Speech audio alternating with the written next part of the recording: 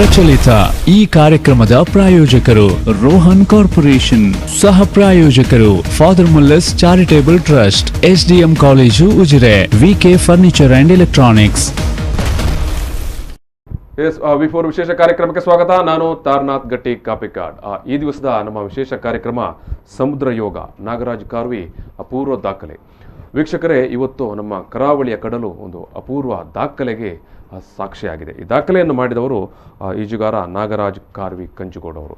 ಇವತ್ತು ನಮ್ಮ ಸ್ಟುಡಿಯೋದಲ್ಲಿ ಈ ಒಂದು ಸ್ವಿಮ್ಮರ್ ನಾಗರಾಜ್ ಕಂಚುಗೋಡ್ ಅವರಿದ್ದಾರೆ, ಜೊತೆಗೆ BK ನಾಯ್ಕ್ ಅವರಿದ್ದಾರೆ, ಜೊತೆಗೆ ಲೋಕರಾಜ್ ಅವರಿದ್ದಾರೆ.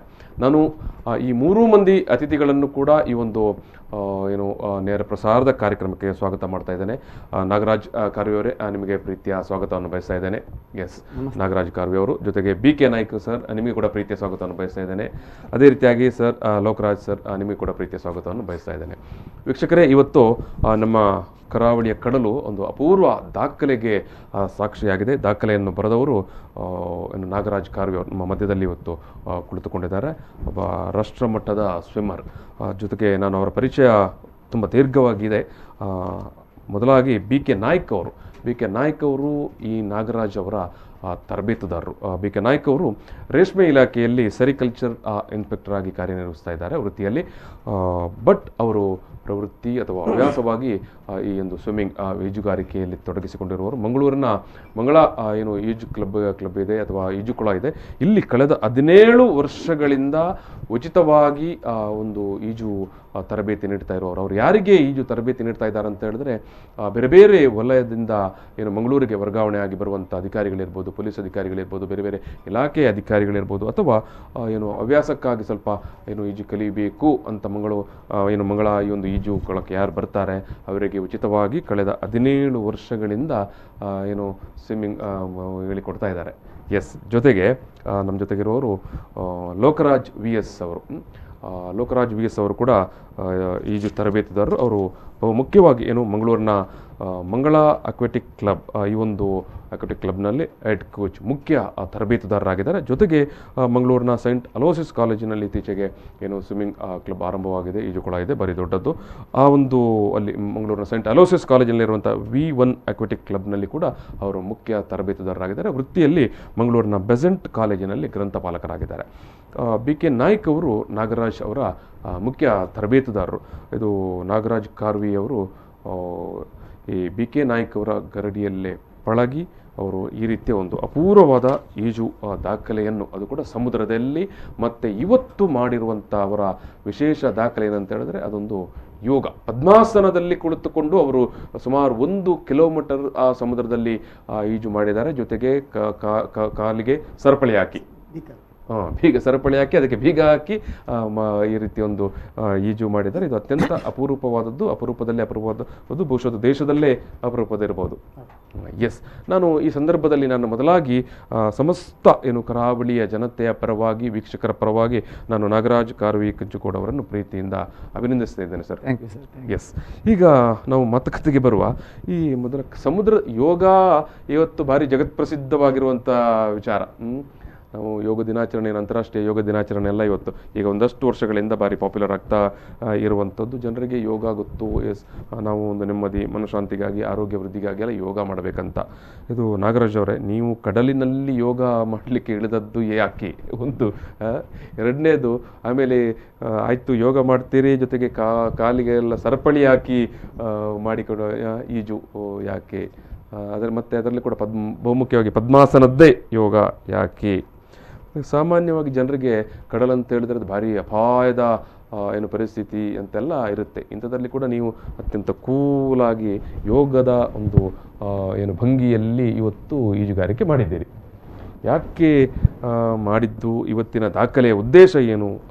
ಸಂಕ್ಷಿಪ್ತವಾಗಿ ನೀವು ಹೇಳಿ. ಆಮೇಲೆ ನಾವು ಅನೇಕ ವಿಚಾರಗಳನ್ನು ಮಾತಾಡಲಿಕ್ಕೆ ಇದೆ ನಿಮ್ಮ ಹತ್ರ. ಮೊದಲನೇದಾಗಿ ನಾನೊಂದು 3ನೇ ಕ್ಲಾಸ್ನಲ್ಲಿರುವಂಥ ಸಂದರ್ಭದಲ್ಲಿ, ಈಗ ನಮ್ಮ ಊರು ಇರುವಂಥದ್ದು ಕಡಲ ದಂಡೆಯಲ್ಲಿ, ಕಂಚುಗೋಡು ಅಂತ. ಗಂಗೊಳ್ಳಿ ಹತ್ತಿರ ಆಗ್ತದೆ, ಆ ಕಡೆಯಿಂದ ಮರವಂತೆ ಹತ್ತಿರ ಆಗ್ತದೆ. ಮಧ್ಯದಲ್ಲಿರುವಂಥ ಒಂದು ಚಿಕ್ಕ ಊರು.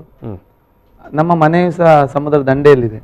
ಮೂಲತಃ ನಾವು ಫಿಶರ್ಮ್ಯಾನ್ ಕಮ್ಯುನಿಟಿಯಿಂದ ಬಂದು ಕಾರ್ವಿ ಸಮುದಾಯ ಅಂತ ಹೇಳಿದ್ರೆ ಹೌದು, ಮೀನುಗಾರರೇ. ಮೀನುಗಾರ. ನಾನು ಸಹ ಮೀನುಗಾರಿಕೆ ಮಾಡ್ತಾ ಇದ್ದೆ.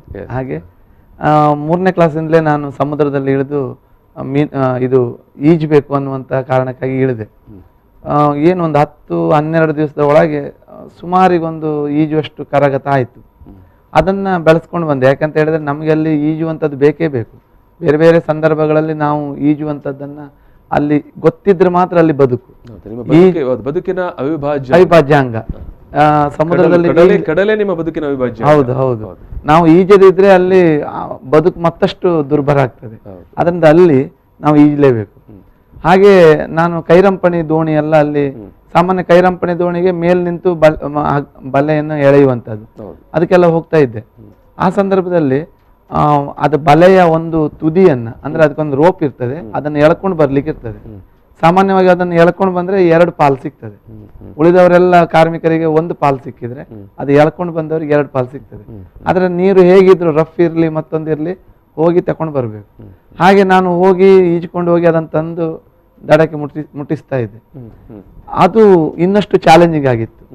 ಹಾಗೆ ಪಚ್ಚಿಲೆ ಅಂದ್ರೆ ನಿಮ್ಗೆ ಗೊತ್ತಿರೋದು, ನಮ್ಮಲ್ಲಿ ಇದು ಕಡ್ಲು ಮೊಳೆ ಅಂತ ಹೇಳ್ತೇವೆ. ಅದನ್ನ ತೆಗಿಲಿಕ್ಕೆ ಮುಳುಗುವಂಥದ್ದನ್ನು ಸಹ ನಾನು ಮಾಡ್ತಿದ್ದೆ, ಮುಳುಗಿ ತೆಗೆಯುವಂಥದ್ದನ್ನು ಸಹ ಮಾಡ್ತಾ ಇದ್ದೆ. ಹಾಗೆ ಯೋಗ ಇದು ಏನು ಈಜು ಅನ್ನುವಂಥದ್ದು ಜೀವನದ, ನೀವು ಹೇಳಿದಾಗೆ ಜೀವನದ ಅವಿಭಾಜ್ಯ ಅಂಗ ಆಯಿತು. ಹಾಗೆ ಆಗ್ತಾ ಆಗ್ತಾ ನನ್ನ ಕಾಲೇಜ್ ದಿನಗಳು ಮುಗೀತು. ಆಮೇಲೆ ಉದ್ಯೋಗಕ್ಕಾಗಿ ನಾನು ಅಳಿಕೆ ಸತ್ಯಸಾಯಿ ಶಾಲೆ ಪ್ರೌಢಶಾಲೆಗೆ ಹೌದು ಅಲ್ಲಿ ಸೇರ್ಕೊಂಡೆ. ಅಲ್ಲಿ ಸೇರ್ಕೊಂಡಾಗ ನಮ್ಮ ಅಲ್ಲಿ ಈಗ ಇತ್ತೀಚೆಗೆ ತೀರಿ ಹೋದ್ರು ಗಂಗಾಧರ್ ಭಟ್ ಅಂತ. ಹೌದು ಹೌದು. ಅವ್ರು ಹೇಳಿದ್ರು, ನೀವು ಬರೀ ಪಾಠ ಮಾಡುವಂಥದ್ದಲ್ಲ, ಅದ್ರ ಜೊತೆ ನಮ್ಮಲ್ಲಿ ಒಂದು ಸ್ವಿಮ್ಮಿಂಗ್ ಪೂಲ್ ಇದೆ, ನೀವು ಮಕ್ಕಳಿಗೆ ಈಜು ತರಬೇತಿಯನ್ನು ಸಹ ಕೊಡಬೇಕು ಅಂತ. ನಾನು ಹೇಳಿದೆ, ಸರ್ ನನಗೆ ಈಜು ಬರ್ತದೆ, ಸಮುದ್ರದಲ್ಲಿ ಬೇಕಾದ್ರೆ ಈಜ್ತೇನೆ ನಾನು, ಆದರೆ ಈ ಸ್ಟೈಲ್ಗಳೆಲ್ಲ ನನಗೆ ಗೊತ್ತಿಲ್ಲ, ಅದರಲ್ಲಿ ತುಂಬ ಸ್ಟೈಲ್ಗಳಿದೆ ಅಂತ ಹೇಳಿ. ನಾವೇನಂದ್ರೆ ಪೆಡ್ಲಿಂಗ್ ಮಾಡೋದು, ಬೆಳಗ್ಗೆ ಹೋಗಿ ಸಂಜೆವರೆಗೆ ಬೇಕಾದ್ರೆ ಇರುವಷ್ಟು ಪೆಡ್ಲಿಂಗ್ ಗೊತ್ತುಂಟು, ಮತ್ತೆ ಒಂದು ಉದ್ದಕ್ಕೆ ಹೋಗುದು ಅಷ್ಟೇ, ಇದೇ ಸ್ಟೈಲಲ್ಲಿ ಹೋಗ್ಬೇಕು ಇದೇ ರೀತಿ ಹೋಗ್ಬೇಕಂತ ಏನೂ ಗೊತ್ತಿಲ್ಲ. ಹಾಗೆ ಅವರು ಹೇಳಿದ್ರು, ನಮ್ಮಲ್ಲಿ ತರಬೇತಿ ಆದ ಅಧ್ಯಾಪಕರಿದ್ದಾರೆ, ಅವರು ಈಜನ್ನು ಕಲಿಸಿಕೊಡ್ತಾ ಇದ್ದಾರೆ, ಅವರು ಮೆಲ್ಲ ನಿಮ್ಮನ್ನು ಟ್ರೈನಿಂಗ್ ಕೊಡ್ತಾ ಹೋಗ್ತಾರೆ, ನೀವು ಅವರೊಟ್ಟಿಗೆ ಇರಿ ಅಂತ ಹೇಳಿದ್ರು. ಹಾಗೆ ನಾನು ಅವರೊಟ್ಟಿಗೆ ಇದ್ದುಕೊಂಡು ಮಕ್ಕಳಿಗೆ ಒಂದು ಕಡೆ ಮಕ್ಕಳಿಗೆ ಕಲಿಸ್ತಾ ಇದ್ದೆ, ಇನ್ನೊಂದು ಕಡೆಯಲ್ಲಿ ನಾನು ಕಲಿತಾ ಇದ್ದೆ. ಹಾಗೆ ಅಲ್ಲಿ 4 ಸ್ಟ್ರೋಕ್ಗಳನ್ನ ಕಲ್ತುಕೊಂಡೆ, ಸ್ವಲ್ಪ ಮಟ್ಟಿಗೆ ಕಲ್ತುಕೊಂಡೆ. ನಾನೇನು ಕಲ್ತಿದ್ದೇನೆ ನಮ್ಮ ಮಕ್ಕಳಿಗೆ ಅದನ್ನು ಕಲಿಸ್ಲಿಕ್ಕೆ ಪ್ರಯತ್ನ ಪಟ್ಟೆ. ಹೀಗೆ ಆಗ್ತಾ ಆಗ್ತಾ ನನಗೆ 2016ರಲ್ಲಿ ಸರ್ಕಾರಿ ಹುದ್ದೆ ಸಿಕ್ತು. ಸರ್ಕಾರಿ ಹಿರಿಯ ಪ್ರಾಥಮಿಕ ಶಾಲೆ ಕಲ್ಮಂಜದಲ್ಲಿ ಪದವೀಧರ, ಬಂಟ್ವಾಳದ ಕಲ್ಮಂಜದಲ್ಲಿ, ಬಂಟ್ವಾಳದ ಕಲ್ಮಂಜದಲ್ಲಿ ಪದವೀಧರ ಪ್ರಾಥಮಿಕ ಶಿಕ್ಷಕರ ಹುದ್ದೆ GPT ಅಂತ ಇದೆ. ಆ GPT ಹುದ್ದೆ ಸಿಕ್ಕಿದಾಗ ಒಮ್ಮೆ ಜಿಲ್ಲಾ ಮಟ್ಟದ ಸರ್ಕಾರಿ ನೌಕರರ ಕ್ರೀಡಾಕೂಟ ಇತ್ತು. ಆವಾಗ ಎಲ್ಲ ಹೇಳಿದ್ರು, ಅಲ್ಲಿ ಈಜು ಅನ್ನುವಂಥದ್ದೊಂದು ಕಾಂಪಿಟೇಷನ್ ಇದೆ, ಯಾಕೆ ನೀವು ಹೋಗಬಾರ್ದು ಅಂತ.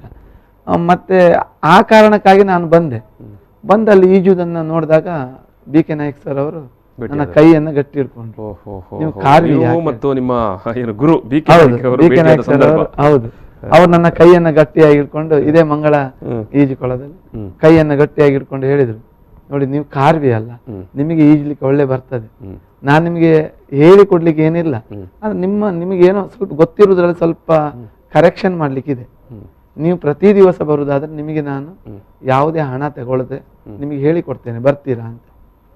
ಸರ್ ನನಗೆ ಸಂಜೆವರೆಗೆ ಟೈಮ್ ಕೊಡಿ ಅಂತ ಅವ್ರ ಹತ್ರ ಒಂದು ಟೈಮ್ ತಗೊಂಡು ನಾನು ಮನೆಗೆ ಹೋಗಿ ಮನೆಯಲ್ಲೆಲ್ಲ ಹೇಳಿದೆ. ಅವರಷ್ಟು ಪ್ರೀತಿಯಿಂದ ಕರೆಯುವಾಗ ನೀವು ಹೋಗಲೇಬೇಕು ಅಂತ. ಆ ದಿವಸದಿಂದ ಪ್ರತಿ ದಿವಸ ಇವರ ಹತ್ರ ಹೋಗಿ ನಾನು ಕಲಿತಾ ಇದ್ದೆ. ಸಣ್ಣ ಸಣ್ಣ ಮಿಸ್ಟೇಕ್ಗಳನ್ನು ಅವರು ಹೇಳಿಕೊಟ್ರು. ಅವರು ಹೇಳಿಕೊಡೋದ್ರ ಜೊತೆಗೆ ನಮ್ಮ ಲೋಕರಾಜ್ ಸರ್ ಅವರಿದ್ದಾರೆ, ಅವರು ಸಹ ಅಲ್ಲಿ ಇರ್ತಿದ್ರು, ಅವ್ರ ಹತ್ರ ಕೆಲವು ಸಣ್ಣ ಸಣ್ಣ ಟಿಪ್ಸ್ಗಳನ್ನು ನಾನು ತಗೊಳ್ತಾ ಇದ್ದೆ. ಆಮೇಲೆ ಶಿವಾನಂದ ಗಟ್ಟಿ ಸರ್ ಅಂತ ಇದ್ದಾರೆ, ಅವರು ಸಹ ಕೆಲವು ಟಿಪ್ಸ್ಗಳನ್ನು ಕೊಟ್ಟರು. ಹಾಗೆ ಅಲ್ಲಿ ಒಂದು ಏನು ಈಜುವ ಪರಂಪರೆ ಬಂದ ಹಾಗೆ ಒಂದು ಸುಮಾರು 3.5 ವರ್ಷಗಳವರೆಗೆ ಅವರ ಗರಡಿಯಲ್ಲಿ ಪಳಗಿದ್ದಂತಲ್ಲ, ಅವರ ಜೊತೆಯಲ್ಲಿ ಅವ್ರು ಹೇಳಿದನ್ನು ನಾನು ಸ್ವಲ್ಪ ಪ್ರಯತ್ನ ಮಾಡ್ತಾ ಹೋದೆ. ಹಾಗೆ ಇದು ಸ್ಟೇಟ್ ಲೆವೆಲ್, ಆ ವರ್ಷ ಸ್ಟೇಟ್ ಲೆವೆಲ್ ಸರ್ಕಾರಿ ನೌಕರರ ಕಾಂಪಿಟೇಷನ್ಗೆ ಹೋದಾಗ ಒಂದು ಪದಕದ ರುಚಿ ಸಿಕ್ಕಿತು. ಹೇಗೆ ಅಂದರೆ ಈ ರಿಲೇಗಳಲ್ಲಿ ಒಂದೆರಡು ಪದಕ ಸಿಕ್ಕಿತು. ಇಂಡಿವಿಜುವಲ್ ಸಿಗಲಿಲ್ಲ, ಪ್ರಯತ್ನ ಪಟ್ಟೆ ಆದರೂ ಸಿಗಲಿಲ್ಲ. ಆವಾಗ ನಾಯಕ್ ಸರ್ ಹೇಳಿದರು, ನೋಡಿ ನೀವು ರಾಜ್ಯ ಮಟ್ಟದಲ್ಲಿ ಇವತ್ತಲ್ಲ ಒಂದು 2-3 ವರ್ಷದ ಒಳಗೆ ವೈಯಕ್ತಿಕವಾಗಿ ಬ್ರೆಸ್ಟ್ ಸ್ಟ್ರೋಕಲ್ಲಿ ನೀವು ಒಂದು ಬಹುಮಾನ ತರಲೇಬೇಕು ಅಂತ ಅವ್ರು ನನಗೆ ಹೇಳಿದರು. ಆಯ್ತು ಸರ್, ನೀವು ಹೇಳಿದಾಗೆ ನಾನು ಪ್ರಯತ್ನ ಮಾಡ್ತೇನೆ. ಆಯಿತು, ನೀವು ಪ್ರಯತ್ನ ಮಾಡಿ ಪ್ರತಿ ದಿವಸ ಬನ್ನಿ ಅಂತ. ಇದಾಗಿ ಒಂದು ನೆಕ್ಸ್ಟ್ ಇಯರಲ್ಲಿ ಹಾವೇರಿಯಲ್ಲಿ ರಾಜ್ಯ ಮಟ್ಟದ ಕಾಂಪಿಟೇಷನ್ ಆಯಿತು.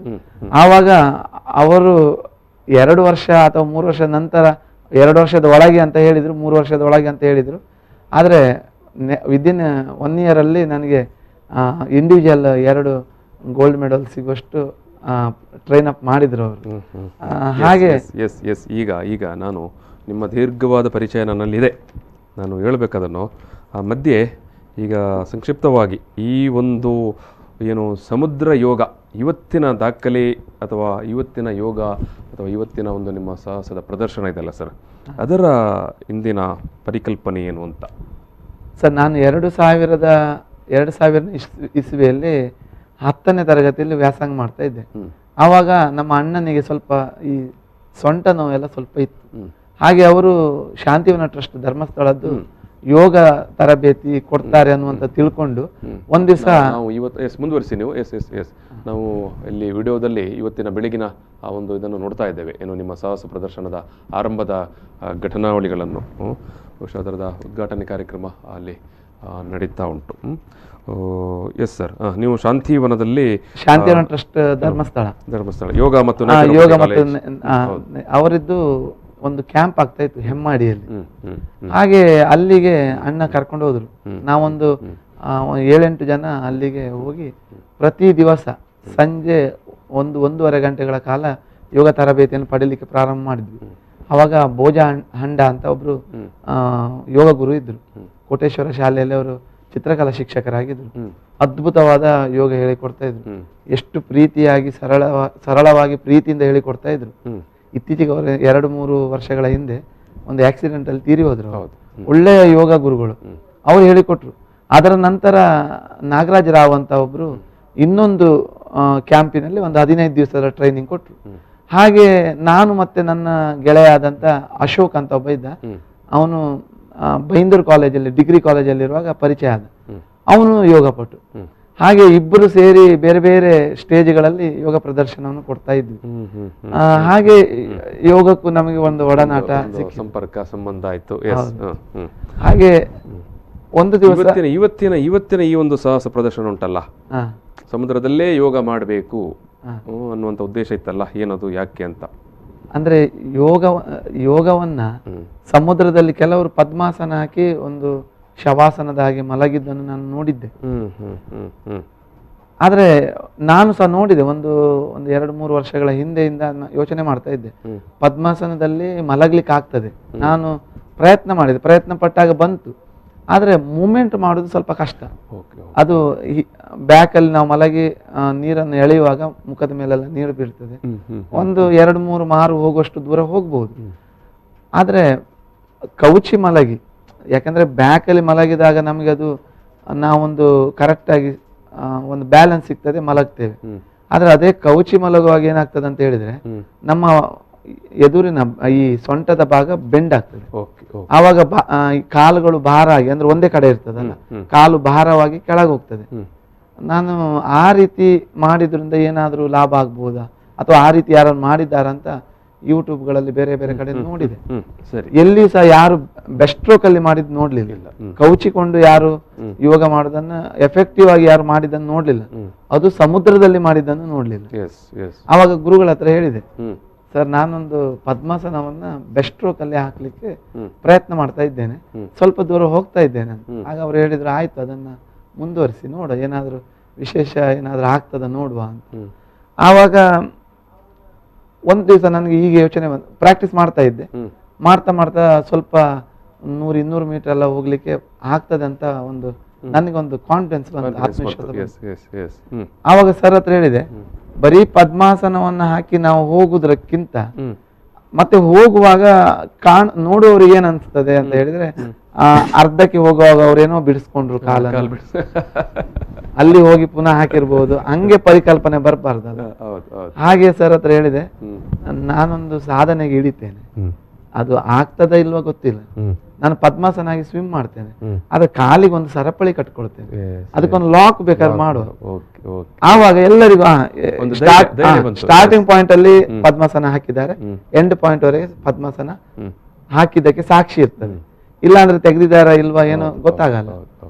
ಅದನ್ನು ಹೇಳಿದಾಗ ಆಯ್ತು ಪ್ರಾಕ್ಟೀಸ್ ಮಾಡುವ ಅಂತ ಹೇಳಿ ಅದರ ಎಡೆಯಲ್ಲಿ ಲಾಕ್ಡೌನ್ ಎಲ್ಲ ಸ್ಟಾರ್ಟ್ ಆಯ್ತು. ಆ ಆಸೆ ಅಲ್ಲಿಗೆ ಸ್ವಲ್ಪ ಕಮರಿ ಹೋದಾಗ ಆಯ್ತು. ಅಷ್ಟಾದ ಮೇಲೆ ನಾವು ವಿಡಿಯೋದಲ್ಲಿ ಅದನ್ನೇ ನೋಡ್ತಾ ಇದ್ದೇವೆ, ನೀವು ಏನು ಮಾಡ್ತಾ ಇರುವಂತದ್ದು. ಮುಂದುವರಿಸಿ. ಹಾಗೆ ಲಾಕ್ಡೌನ್ ತೆರವಾಗ್ತಾ ಬಂದು ಸ್ವಲ್ಪ ಒಂದೂವರೆ ತಿಂಗಳ ಹಿಂದೆ ನಾಯಕ್ ಸರ್ ಒಂದ್ ದಿವಸ, ಅವರು ಭಾರಿ ಸ್ಪಿರಿಟ್ ಜನ, ನಮ್ಮದೇ ಒಂದು ಸ್ವಿಮ್ಮಿಂಗ್ ಟೀಮ್ ಇದೆ, ಆ ಎಲ್ಲ ಟೀಮಿನವರಿಗೆ ಬೆಳಗ್ಗೆ 5:00 ಶುರು ಮಾಡ್ತಾರೆ, ಕಾಲ್ ಮಾಡಿ ಬನ್ನಿ ಇವತ್ತು ಇಂಥ ಕಡೆ ಹೋಗುದು, ಎಲ್ಲೋ ಒಂದು ಡ್ಯಾಮ್, ಎಲ್ಲೋ ಒಂದು ಕೆರೆ, ಎಲ್ಲೋ ಒಂದು ಸಮುದ್ರ, ಬೆಳಗ್ಗೆ ಎದ್ಕೊಂಡು ಹೋಗುದು 6 ಗಂಟೆ. ಒಳ್ಳೆ ಒಳ್ಳೆ ಒಳ್ಳೆ ಇಂಟ್ರೆಸ್ಟಿಂಗ್ ಇದೆ ನಿಮ್ಮ ಕಥನ. ಸಣ್ಣ ಒಂದು ಬ್ರೇಕ್ ತಗೊಳ್ತೇವೆ, ಬ್ರೇಕ್ ನಂತರ ನಾವು ಈ ಮಾತುಕತೆಯನ್ನು ಮುಂದುವರಿಸುವ. ವೀಕ್ಷಕರೇ, ಈಗೊಂದು ಸಣ್ಣ ಬ್ರೇಕ್ ತಗೊಳ್ತೇವೆ. ಬ್ರೇಕ್ ನಂತರ ನಾಗರಾಜ್ ಕಾರ್ವಿಯವರ ಈ ಒಂದು ಅಪೂರ್ವ ಸಾಧನೆಯ ಬಗ್ಗೆ ಅವರಿಂದಲೇ ಅವರ ಒಂದು ಅನುಭವವನ್ನು ಮತ್ತು ಅವರ ಸಾಹಸ ಕಥನವನ್ನು ಕೇಳುವ. ಜೊತೆಗೆ BK ನಾಯ್ಕ್ ಅವರು ಕೂಡ ಇದ್ದಾರೆ, ಲೋಕರಾಜ್ ಅವರು ಕೂಡ ಇದ್ದಾರೆ, ಅವರು ಕೂಡ ಅವರ ಅನುಭವಗಳನ್ನು ಕೂಡ ಹಂಚಿಕೊಳ್ಳಿಕ್ಕಿದ್ದಾರೆ. ಈಗ ಒಂದು ಸಣ್ಣ ಬ್ರೇಕ್. ಪ್ರಚಲಿತ ಈ ಕಾರ್ಯಕ್ರಮದ ಪ್ರಾಯೋಜಕರು ರೋಹನ್ ಕಾರ್ಪೊರೇಷನ್, ಸಹ ಪ್ರಾಯೋಜಕರು father Muller's charitable trust, SDM college Ujire, VK furniture and electronics.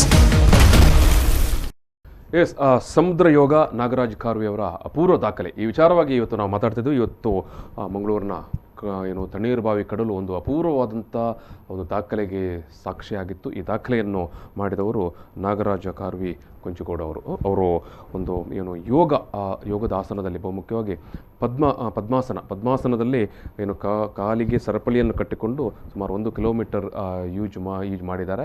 ಅದು ಇವತ್ತು ಏನು ಇಂಡಿಯನ್ ಬುಕ್ ಆಫ್ ರೆಕಾರ್ಡ್ನಲ್ಲಿ ದಾಖಲಾಗಿದೆ. ಸೊ ಇಂಥ ಒಂದು ಅಪೂರ್ವ ದಾಖಲೆಯ ಮಾಡಿದ ಸಂದರ್ಭದಲ್ಲಿ ಅವರು ಇವತ್ತು ನಮ್ಮ ಸ್ಟುಡಿಯೋದಲ್ಲಿ ಈ ಒಂದು ಮಾತುಕತೆ ಸಂದರ್ಭದಲ್ಲಿ ಭಾಗವಹಿಸಿದ್ದಾರೆ. ಜೊತೆಗೆ ಅವರ ತರಬೇತುದಾರರಾಗಿರುವಂಥ BK ನಾಯ್ಕ್ ಅವರು, ಅವರ ಜೊತೆಗೆ ಈಜುಗಾರಿಕೆಯಲ್ಲಿ ಇರುವಂಥ ಲೋಕರಾಜ್ VS ಅವರು ಕೂಡ ಸ್ಟುಡಿಯೋದಲ್ಲಿದ್ದಾರೆ. ಜೊತೆಗೆ ಇವರೆಲ್ಲರ ಏನು ಸ್ವಿಮ್ಮಿಂಗ್ ತಂಡದ ಸದಸ್ಯರು ಆಗಿರುವಂಥ ಅಶೋಕ್ ದೇವಾಡಿಗ ಅವರು ಕೂಡ ನಮ್ಮ ಸ್ಟುಡಿಯೋದಲ್ಲಿ ಇವತ್ತು ಇದ್ದಾರೆ. ಬಟ್ ಮಾತುಕತೆಯಲ್ಲಿ ನಾಗರಾಜ್ ಕಾರ್ವಿ ಅವರು, BK ನಾಯ್ಕ್ ಅವರು ಮತ್ತು ಲೋಕರಾಜ್ ಅವರು ಭಾಗವಹಿಸ್ತಾ ಇದ್ದಾರೆ. ಈ ಒಂದು ಮಾತುಕತೆಯ ಏನು ಬ್ರೇಕ್ನ ಮೊದಲು ನಾನು ಈ ಒಂದು ಸಮುದ್ರ ಯೋಗದ ವಿಚಾರವಾಗಿ ನಾಗರಾಜ್ ಕಾರ್ವಿ ಅವರನ್ನು ಮಾತನಾಡುವ ಸಂದರ್ಭದಲ್ಲಿ ಅವರ ಕಥನಗಳನ್ನು ಹೇಳ್ತಾ ಇದ್ದರು. ಲಾಕ್ಡೌನ್ ಟೈಮಲ್ಲಿ ಅವರು ಎಲ್ಲ ಸಿದ್ಧತೆಗಳನ್ನು ಮಾಡಿಕೊಂಡಿದ್ದರು, ಈ ರೀತಿಯ ಒಂದು ದಾಖಲೆಯನ್ನು ಮಾಡಬೇಕು ಅಂತ. ಅಷ್ಟೊತ್ತಿಗೆ ಅಲ್ಲಿ ಲಾಕ್ಡೌನ್ ಬಂತು ಅಂತ. ಸೊ ವೀಕ್ಷಕರೇ, 2 ಮಾಹಿತಿಗಳನ್ನು ಈ ನಡುವೆ ಹೇಳಬೇಕಾಗಿದೆ. ಅವರ ಕಥನವನ್ನು ಅವರು ಮುಂದುವರಿಸ್ತಾರೆ. ನಾಗರಾಜ್ ಕಾರ್ವಿ ಕಂಚುಕೋಡ್ ಅವರು ಬಂಟ್ವಾಳದ ಕಲ್ಮಂಜ ಸರ್ಕಾರಿ ಹಿರಿಯ ಪ್ರಾಥಮಿಕ ಶಾಲೆಯಲ್ಲಿ ಪದವೀಧರ ಪ್ರಾಥಮಿಕ ಶಿಕ್ಷಕರಾಗಿ ಸೇವೆ ಸಲ್ಲಿಸ್ತಾ ಇದ್ದಾರೆ. ಒಬ್ಬ ಶಿಕ್ಷಕರಾಗಿದ್ದುಕೊಂಡು ಅವರ ಸೇವೆ ಅದು ಅಪೂರ್ವವಾದದ್ದು. ಯಾಕಂತ ಹೇಳಿದರೆ ಅವರು ಕೇವಲ ಪಾಠ ಪ್ರವಚನಕ್ಕೆ ಮಾತ್ರ ತೊಡಗಿಕೊಂಡವರಲ್ಲ, ಈಜು ತರಬೇತಿದಾರನಾಗಿ ಕೂಡ ಅವರು, ಜೊತೆಗೆ ಒಬ್ಬ ಎಕ್ಸ್ಪರ್ಟ್ ಈಜುಗಾರನಾಗಿ ಕೂಡ ಅವರು ಒಂದು ಸಾಧನೆ ಮಾಡಿದವರು. 2020 ಫೆಬ್ರವರಿಯಲ್ಲಿ ಗುಜರಾತ್ನ ವಡೋದರದಲ್ಲಿ ನಡೆದ master games federation of India ನಡೆಸಿದ ರಾಷ್ಟ್ರಮಟ್ಟದ ಈಜು ಸ್ಪರ್ಧೆಯಲ್ಲಿ ಕರ್ನಾಟಕ ರಾಜ್ಯವನ್ನು ಪ್ರತಿನಿಧಿಸಿ 3 ಚಿನ್ನದ ಪದಕವನ್ನು ಪಡೆದವರು. 200 ಮೀಟರ್ ಬ್ರೆಸ್ಟ್ ಸ್ಟ್ರೋಕ್ನಲ್ಲಿ, ಆಮೇಲೆ 100 ಮೀಟರ್ ಬ್ರೆಸ್ಟ್ ಸ್ಟ್ರೋಕ್ನಲ್ಲಿ, ಆಮೇಲೆ 50 ಮೀಟರ್ ಬೆಸ್ಟ್ ಸ್ಟ್ರೋಕ್ನಲ್ಲಿ ಅವರು ಈ ಒಂದು ಚಿನ್ನದ ಪದಕವನ್ನು, ಕಂಚಿನ ಪದಕವನ್ನು, 100 ಮೀಟರ್ ಬ್ರೆಸ್ಟ್ ಸ್ಟ್ರೋಕ್ನಲ್ಲಿ ಚಿನ್ನದ ಪದಕ, 200 ಮೀಟರ್ನಲ್ಲಿ ಬ್ರೆಸ್ಟ್ ಸ್ಟ್ರೋಕ್ನಲ್ಲಿ ಚಿನ್ನದ ಪದಕ. ಜೊತೆಗೆ ಅದಕ್ಕಿಂತ ಮೊದಲು 2019ರಲ್ಲಿ ಮಾಸ್ಟರ್ ಗೇಮ್ಸ್ ಅಸೋಸಿಯೇಷನ್ ಅವರು ನಡೆಸಿದ ರಾಜ್ಯ ಮಟ್ಟದ ಈಜು ಸ್ಪರ್ಧೆಯಲ್ಲಿ ಕೂಡ 3 ಚಿನ್ನದ ಪದಕಗಳು, 200 ಮೀಟರ್, 100 ಮೀಟರ್, 50 ಮೀಟರ್, ಈ ರೀತಿಯಾಗಿ ರಾಷ್ಟ್ರ ಮಟ್ಟದಲ್ಲಿ ಗುರುತಿಸಿಕೊಂಡಿರುವ ಒಬ್ಬ ಈಜುಪಟು. ಇದರೆಲ್ಲದರ ಜೊತೆಗೆ ಒಬ್ಬ ಸಾಹಿತಿಯಾಗಿ, ಬರಹಗಾರನಾಗಿ ಕೂಡ, ಲೇಖಕನಾಗಿ ಕೂಡ ಗುರುತಿಸಿಕೊಂಡವರು. ಕಳೆದ 1 ವರ್ಷಗಳಿಂದ ನಿರಂತರವಾಗಿ ಮಂಗಳೂರಿನ ಜಯಕಿರಣ ಪತ್ರಿಕೆಯಲ್ಲಿ ಪಡುಗಡಲಿನಿಂದ ಅನ್ನುವಂಥ ಒಂದು ಅಂಕಣವನ್ನು ಬರೀತಾ ಇದ್ದಾರೆ. ಅದು ಬಹುಮುಖ್ಯವಾಗಿ ಕಡಲ ಮಕ್ಕಳ, ಅಂದರೆ ಮೀನುಗಾರರ ಬದುಕಿನ ಅಥವಾ ಅವರ ಸಂಸ್ಕೃತಿಯನ್ನು ಪರಿಚಯ ಅಥವಾ ಅನಾವರಣ ಮಾಡ್ತಾ ಇರುವಂಥ ಒಂದು ಅಂಕಣ ಲೇಖನ. ಜೊತೆಗೆ ಇಬ್ಬನಿಯ ಮೆರವಣಿಗೆ ಅನ್ನುವಂಥ ಒಂದು ಕಥಾ ಸಂಕಲನ ಅವರದು ಪ್ರಕಟವಾಗಿದೆ. ಆಮೇಲೆ ಕಮಲತನಯ ಷಟ್ಪದಿ ಅದು ಸಂಪೂರ್ಣವಾಗಿ ಕುಸುಮ ಷಟ್ಪದಿಯಲ್ಲಿ ಬರೆದಂಥ ಒಂದು ಅಪೂರ್ವವಾದಂಥ ಕೃತಿ. ಜೊತೆಗೆ ಸಿದ್ಧವಾಗಿರುವಂಥ ಏನು ಪ್ರಕಟಣೆಗೆ ಸಿದ್ಧವಾಗಿರುವಂಥ ಕೃತಿಗಳು ಇನ್ನಷ್ಟು ಇದ್ದಾವೆ. ನೀರಾಯಿತು ಮಂಜುಗಡ್ಡೆ ಕವನ ಸಂಕಲನ, ನುಡಿತೇರು ಅದು ಈ ಬುಕ್, ಆಮೇಲೆ ಪಾರ್ಥೇಶ್ವರನ ವಚನ ಅನ್ನುವಂಥ ಕೃತಿ ಕೂಡ ಪ್ರಕಟಣೆಗೆ ಸಿದ್ಧವಾಗಿದೆ. ಸೊ ಅವರದೊಂದು ಏನು ಎಲ್ಲ ಕ್ಷೇತ್ರಗಳಲ್ಲಿ ತೊಡಗಿಸಿಕೊಂಡಂಥವ್ರು, ಒಬ್ಬರು ಶಿಕ್ಷಕರಾಗಿ, ಬರಹಗಾರನಾಗಿ, ಈಜುಪಟುವಾಗಿ ಅವರು ಏನು ಸದಾ ನಿರಂತರವಾಗಿ ಚಟುವಟಿಕೆ ಇಲ್ಲಿ ಇರುವವರು, ಯೋಗಪಟುವಾಗಿ ಕೂಡ. ಸೊ ಯೋಗವನ್ನು ಅವರು ಈಜಿನ ಜೊತೆಗೆ ಒಂದು ಸಂಯೋಜನೆ ಮಾಡಿ ಇವತ್ತು ಒಂದು ಅಪೂರ್ವವಾದ ಸಾಧನೆಯನ್ನು ಮಾಡಿದ್ದಾರೆ.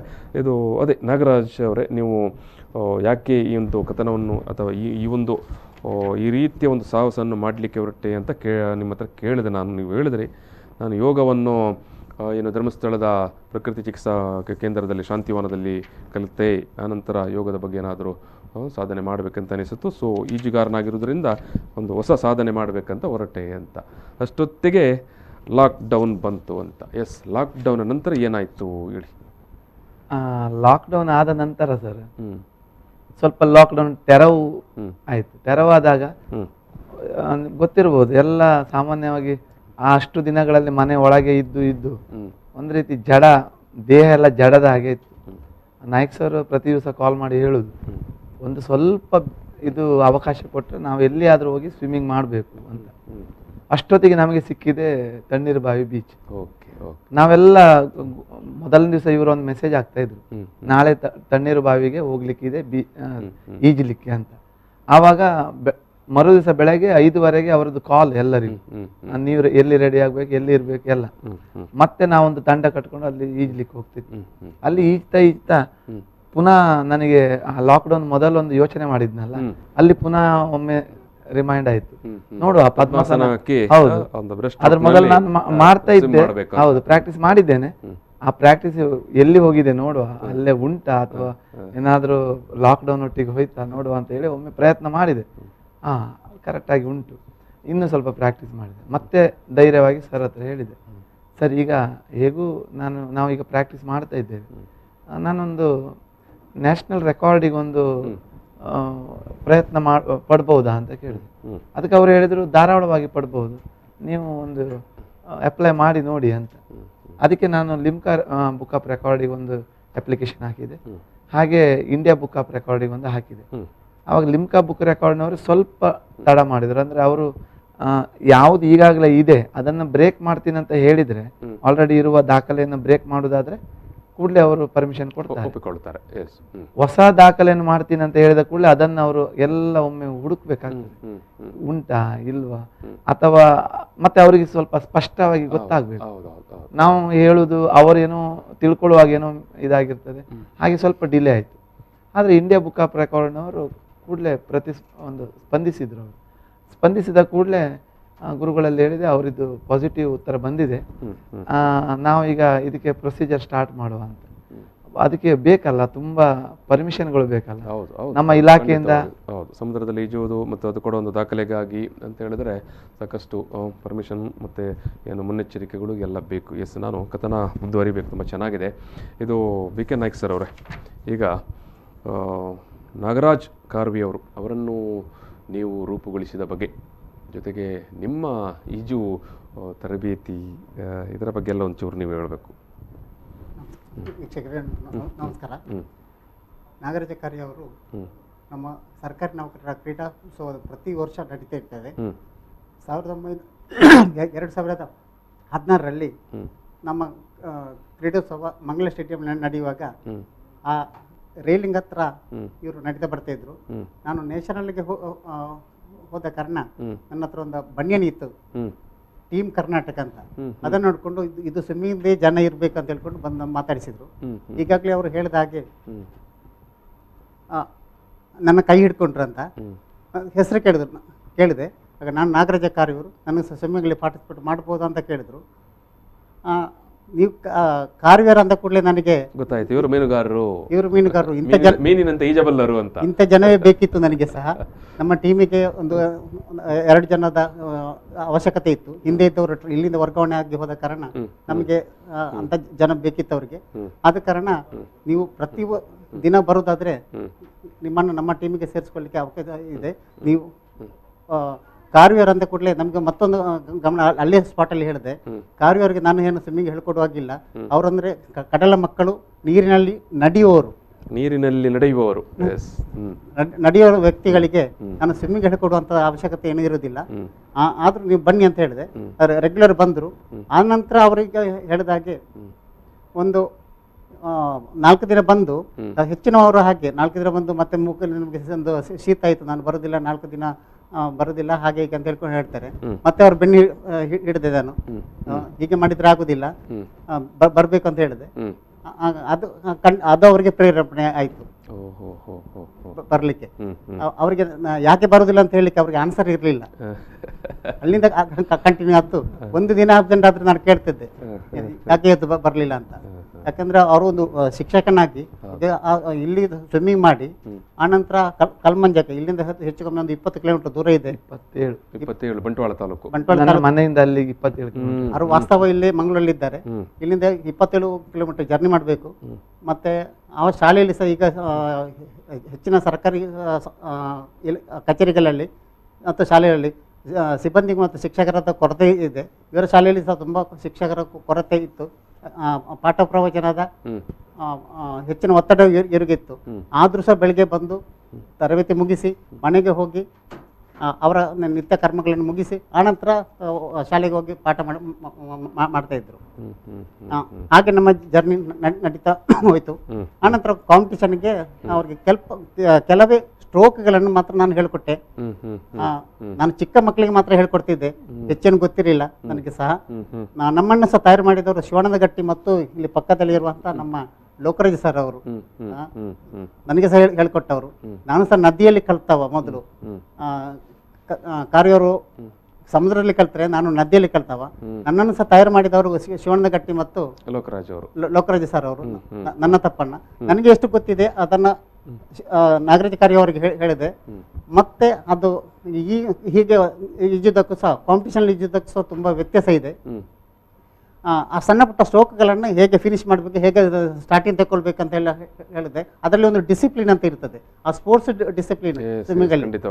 ಆ ಡಿಸಿಪ್ಲಿನ್ ಈ ತರ ಮಾಡಿದ್ರೆ ಹೀಗೆ ಆಗ್ತದೆ ಅಂತ. ಮತ್ತೆ ಅವರ ವಿವಿಧ 4 ಸ್ಟ್ರೋಕ್ ಇದೆ ಅದರಲ್ಲಿ ಸ್ವಿಮ್ಮಿಂಗ್ ಅಲ್ಲಿ. ಅದರಲ್ಲಿ ಇವರಿಗೆ ಯಾವುದು ಸೂಕ್ತ ಆಗ್ತದೆ ಅಂತ ಪರಿಶೀಲನೆ ಮಾಡಿದಾಗ ಇವರಿಗೆ ಬ್ರೆಸ್ಟ್ ಸ್ಟ್ರೋಕ್ಗೆ ಸೂಕ್ತ ಅಂತ ಪರಿಗಣಿಸಿ ಅವರಿಗೆ ರಾಜ್ಯ ಮಟ್ಟದಲ್ಲಿ ನೀವು ಬ್ರೆಸ್ಟ್ ಸ್ಟ್ರೋಕಲ್ಲಿ ಮಾಡಿದ್ರೇನೆ ನಿಮಗೆ ಮೆಡಲ್ ಬರ್ತದೆ. ಅದು ಮತ್ತೆ ಇಡೀ ರಾಜ್ಯ ಮಟ್ಟದಲ್ಲಿ ಸ್ವಿಮ್ಮರ್ ಸರ್ ಯಾರು ಇರ್ತಾರೆ, ಯಾರು ಮಧ್ಯದಲ್ಲಿ ಇವರನ್ನು ಹಾಕಿದ್ರೆ ಮೆಡಲ್ ಬರ್ಬೋದು ಅಂತ ಹೇಳ್ಕೊಂಡು ನನಗೆ ಮಾಹಿತಿ ಇದ್ದ ಕಾರಣ ಅವರು ಬ್ರೆಸ್ಟ್ ಸ್ಟ್ರೋಕಲ್ಲಿ ಅವರನ್ನ ನಾನು ತರಬೇತಿಗೊಳಿಸಿದ್ದೆ. ಎಸ್ ಇದು ಲೋಕರಾಜ್ ಸರ್, ಈಗ ಬಹುಮುಖ್ಯವಾಗಿ ಈಗ ಸ್ವಿಮ್ಮಿಂಗ್ ಪೂಲಲ್ಲಿ ಏನು ಸ್ವಿಮ್ ಮಾಡುವುದು ಅಥವಾ ನದಿಯಲ್ಲಿ ಸ್ವಿಮ್ ಮಾಡುವಂಥದ್ದು ಅಥವಾ ಸಣ್ಣ ಪುಟ್ಟ ತೊರೆಗಳಲ್ಲೆಲ್ಲ ಮಾಡುವುದಕ್ಕೂ ಕಡಲಿನಲ್ಲೂ ಸ್ವಿಮ್ ಮಾಡೋದಕ್ಕೂ ಏನು ಬಹುಮುಖ್ಯವಾದ ವ್ಯತ್ಯಾಸಗಳು ಏನಿರುತ್ತೆ? ನಾವು ಸ್ವಿಮ್ಮಿಂಗ್ ಪೂಲಲ್ಲಿ ಸ್ವಿಮ್ ಮಾಡುವಾಗ ನಮಗೆ ಗೊತ್ತಿರ್ತದೆ ಇಷ್ಟೇ ವಿಸ್ತೀರ್ಣದಲ್ಲಿ ಸ್ವಿಮ್ಮಿಂಗ್ ಪೂಲ್ ಇರ್ತದೆ, ಮತ್ತೆ ನೀರು ಶುದ್ಧವಾಗಿರ್ತದೆ, ನಾವು ಕಣ್ಣು ಬಿಟ್ಟಾಗೆಲ್ಲ ಕಾಣ್ತದೆ ನಮಗೆ, ಮತ್ತೆ ಒಂದು ಸೇಫ್ಟಿ ಇರ್ತದೆ. ನದಿಗಳಲ್ಲಿ ಮತ್ತು ಸಮುದ್ರಗಳಲ್ಲಿ ಈಜುವಂಥದ್ದು ನಮಗೆ ಅಲ್ಲಿಯ ಪರಿಕಲ್ಪನೆ ಇರುವುದಿಲ್ಲ. ಹೌದು, ವಿಶೇಷವಾಗಿ ನದಿಯಲ್ಲಿ ಒಂದೇ ಪ್ರವಾಹ ಇರ್ತದೆ, ಅಲ್ಲಿ ಈಜುವಾಗ ಒಂದೇ ಕಡೆಗೆ ಮಾತ್ರ ಹೋಗ್ತಾ ಇರ್ತದೆ ನೀರಿನ ಸೆಳೆತ. ಸೊ ಅಲ್ಲಿ ಮತ್ತೆ ಅಷ್ಟು ಕ್ಲಾರಿಟಿ ಇರುವುದಿಲ್ಲ, ನೀರು ನಮಗೆ ಕಾಣುವುದಿಲ್ಲ, ಅಲ್ಲಿಯ ಪರಿಸ್ಥಿತಿ ನಮಗೆ ಗೊತ್ತಿರುವುದಿಲ್ಲ. ಸೊ ಅದು ಸ್ವಲ್ಪ ಅಪಾಯಕಾರಿ. ಅದರ ಬಗ್ಗೆ ಸಂಪೂರ್ಣ ಮಾಹಿತಿ ಇದ್ರೆ ಮಾತ್ರ ನಾವು ನದಿಯಲ್ಲಿ ತೊರೆಗಳಲ್ಲಿ ಈಜಾಡ್ಬೋದು. ಆದ್ರೆ ಇದೆಲ್ಲದಕ್ಕಿಂತಲೂ ಡಿಫ್ರೆಂಟ್ ಅದು ಸಮುದ್ರದಲ್ಲಿ ಇವತ್ತು ತೆರೆಗಳು ಆ ಕಡೆ ಹೋಗ್ತಾ ಇದ್ರೆ ಇನ್ನೊಂದು 10 ದಿವಸ ಕಳೆದ್ರೆ ತೆರೆಗಳು ಈ ಕಡೆ ಬರ್ತದೆ. ಬೆಳಿಗ್ಗೆ ಇದ್ದದ್ದು ಸ್ಪೀಡ್ ಸಂಜೆ ಇರುವುದಿಲ್ಲ. ಈ ರೀತಿ ಕಡಲು ಯಾವ ಟೈಮ್ ಅಲ್ಲಿ ಬದಲಾವಣೆ ಆಗ್ತದೆ ಎನ್ನುವಂಥದ್ದನ್ನ ಹೇಳಲಿಕ್ಕೆ ಸಾಧ್ಯ ಇಲ್ಲ. ಇವತ್ತು ಬೆಳಿಗ್ಗೆ ಬಂದ ಸಮಯದಲ್ಲಿ ಸುಮಾರು ಒಂದು 7 ಗಂಟೆಯ ಸಮಯಕ್ಕೆ ನಾವು ಅಲ್ಲಿ ಮುಟ್ಟಿದ್ದೇವೆ. ಸೊ 7 ಗಂಟೆಯ ಸಮಯಕ್ಕೆ ಸಮುದ್ರ ಬಹಳಷ್ಟು ಶಾಂತವಾಗಿತ್ತು, ಬಹಳ ಖುಷಿ ಆಯ್ತು ನಮಗೆ, ಬಹಳ ಶಾಂತವಾಗಿದೆ ಅಂತ. ಆದ್ರೆ ಯಾವಾಗ ಇವರೊಂದು 8:59 ಗಂಟೆ ಹೊತ್ತಿಗೆ ಆರಂಭ ಮಾಡಿದ್ರ ಆ ಟೈಮಲ್ಲಿ ಆ ವೇವ್ ಸ್ಟಾರ್ಟ್ ಆಯ್ತು. ನಾವೊಂದು ಸುಮಾರು ಒಂದು 500 ಮೀಟರ್ ದಾಟಿದ ನಂತರ ಆ ಒಂದು ರೀತಿಯ ಸೆಳೆತ ಸ್ಟಾರ್ಟ್ ಆಯ್ತು. ಅವಾಗ ಏನೆಲ್ಲ ಆಗುತ್ತೆ? ರಫ್ ಆದ ವೇವ್ಗಳೆಲ್ಲ ಬಂದಾಗ ನೀವು ಸ್ವಿಮ್ ಮಾಡ್ತಾ ಇದ್ರೆ ನಮ್ಮನ್ನ ಎಳೆದುಕೊಂಡು ಹೋಗ್ತದೆ. ನಮ್ಮ ಶಕ್ತಿ ಸಾಕಾಗುದಿಲ್ಲ. ಪ್ರಕೃತಿ ಎದುರು ನಾವೆಲ್ಲ ಏನು ಈಜು ಗೊತ್ತಿದ್ರು ಕೂಡ ನಾವು ಶೂನ್ಯ. ಯಾವ ಈಜು ಪಟುವಾಗಿದ್ರು ಕೂಡ ಪ್ರಕೃತಿ ಎದುರು, ಕಡಲಿನ ಎದುರು ಅವನು ಶೂನ್ಯ. ಯಾಕಂತ ಹೇಳಿದ್ರೆ ಅನೇಕ ಸಂದರ್ಭಗಳಲ್ಲಿ ಏನು ಕಡಲಿನಲ್ಲಿ ಅವಘಡಗಳು ಏನೋ ದೋಣಿ, ಬೋಟು, ಮೀನುಗಾರಿಕೆ ಬೋಟುಗಳೆಲ್ಲ ಮುಳುಗಿ ಒಂದಷ್ಟು ಜನ ಪ್ರಾಣ ಕಳ್ಕೊಳ್ಳುವಂಥ ಪರಿಸ್ಥಿತಿ ಬರ್ತದೆ. ಆವಾಗ ಸಾಮಾನ್ಯ ಜನರು, ನಾಗರಿಕರು ಪ್ರಶ್ನೆ ಮಾಡುವಂತಿರ್ತಾರೆ, ಇವರೆಲ್ಲ ಕಡಲ ಮಕ್ಕಳು, ಕಡಲಿನಲ್ಲೇ ದಿನನಿತ್ಯ ದುಡಿಯುವವರು, ಆಗ ಸರ್ ಹೇಳಿದ್ರಲ್ಲ ಕಡಲಿನಲ್ಲಿ ನಡೆಯುವವರು ಅಂತ.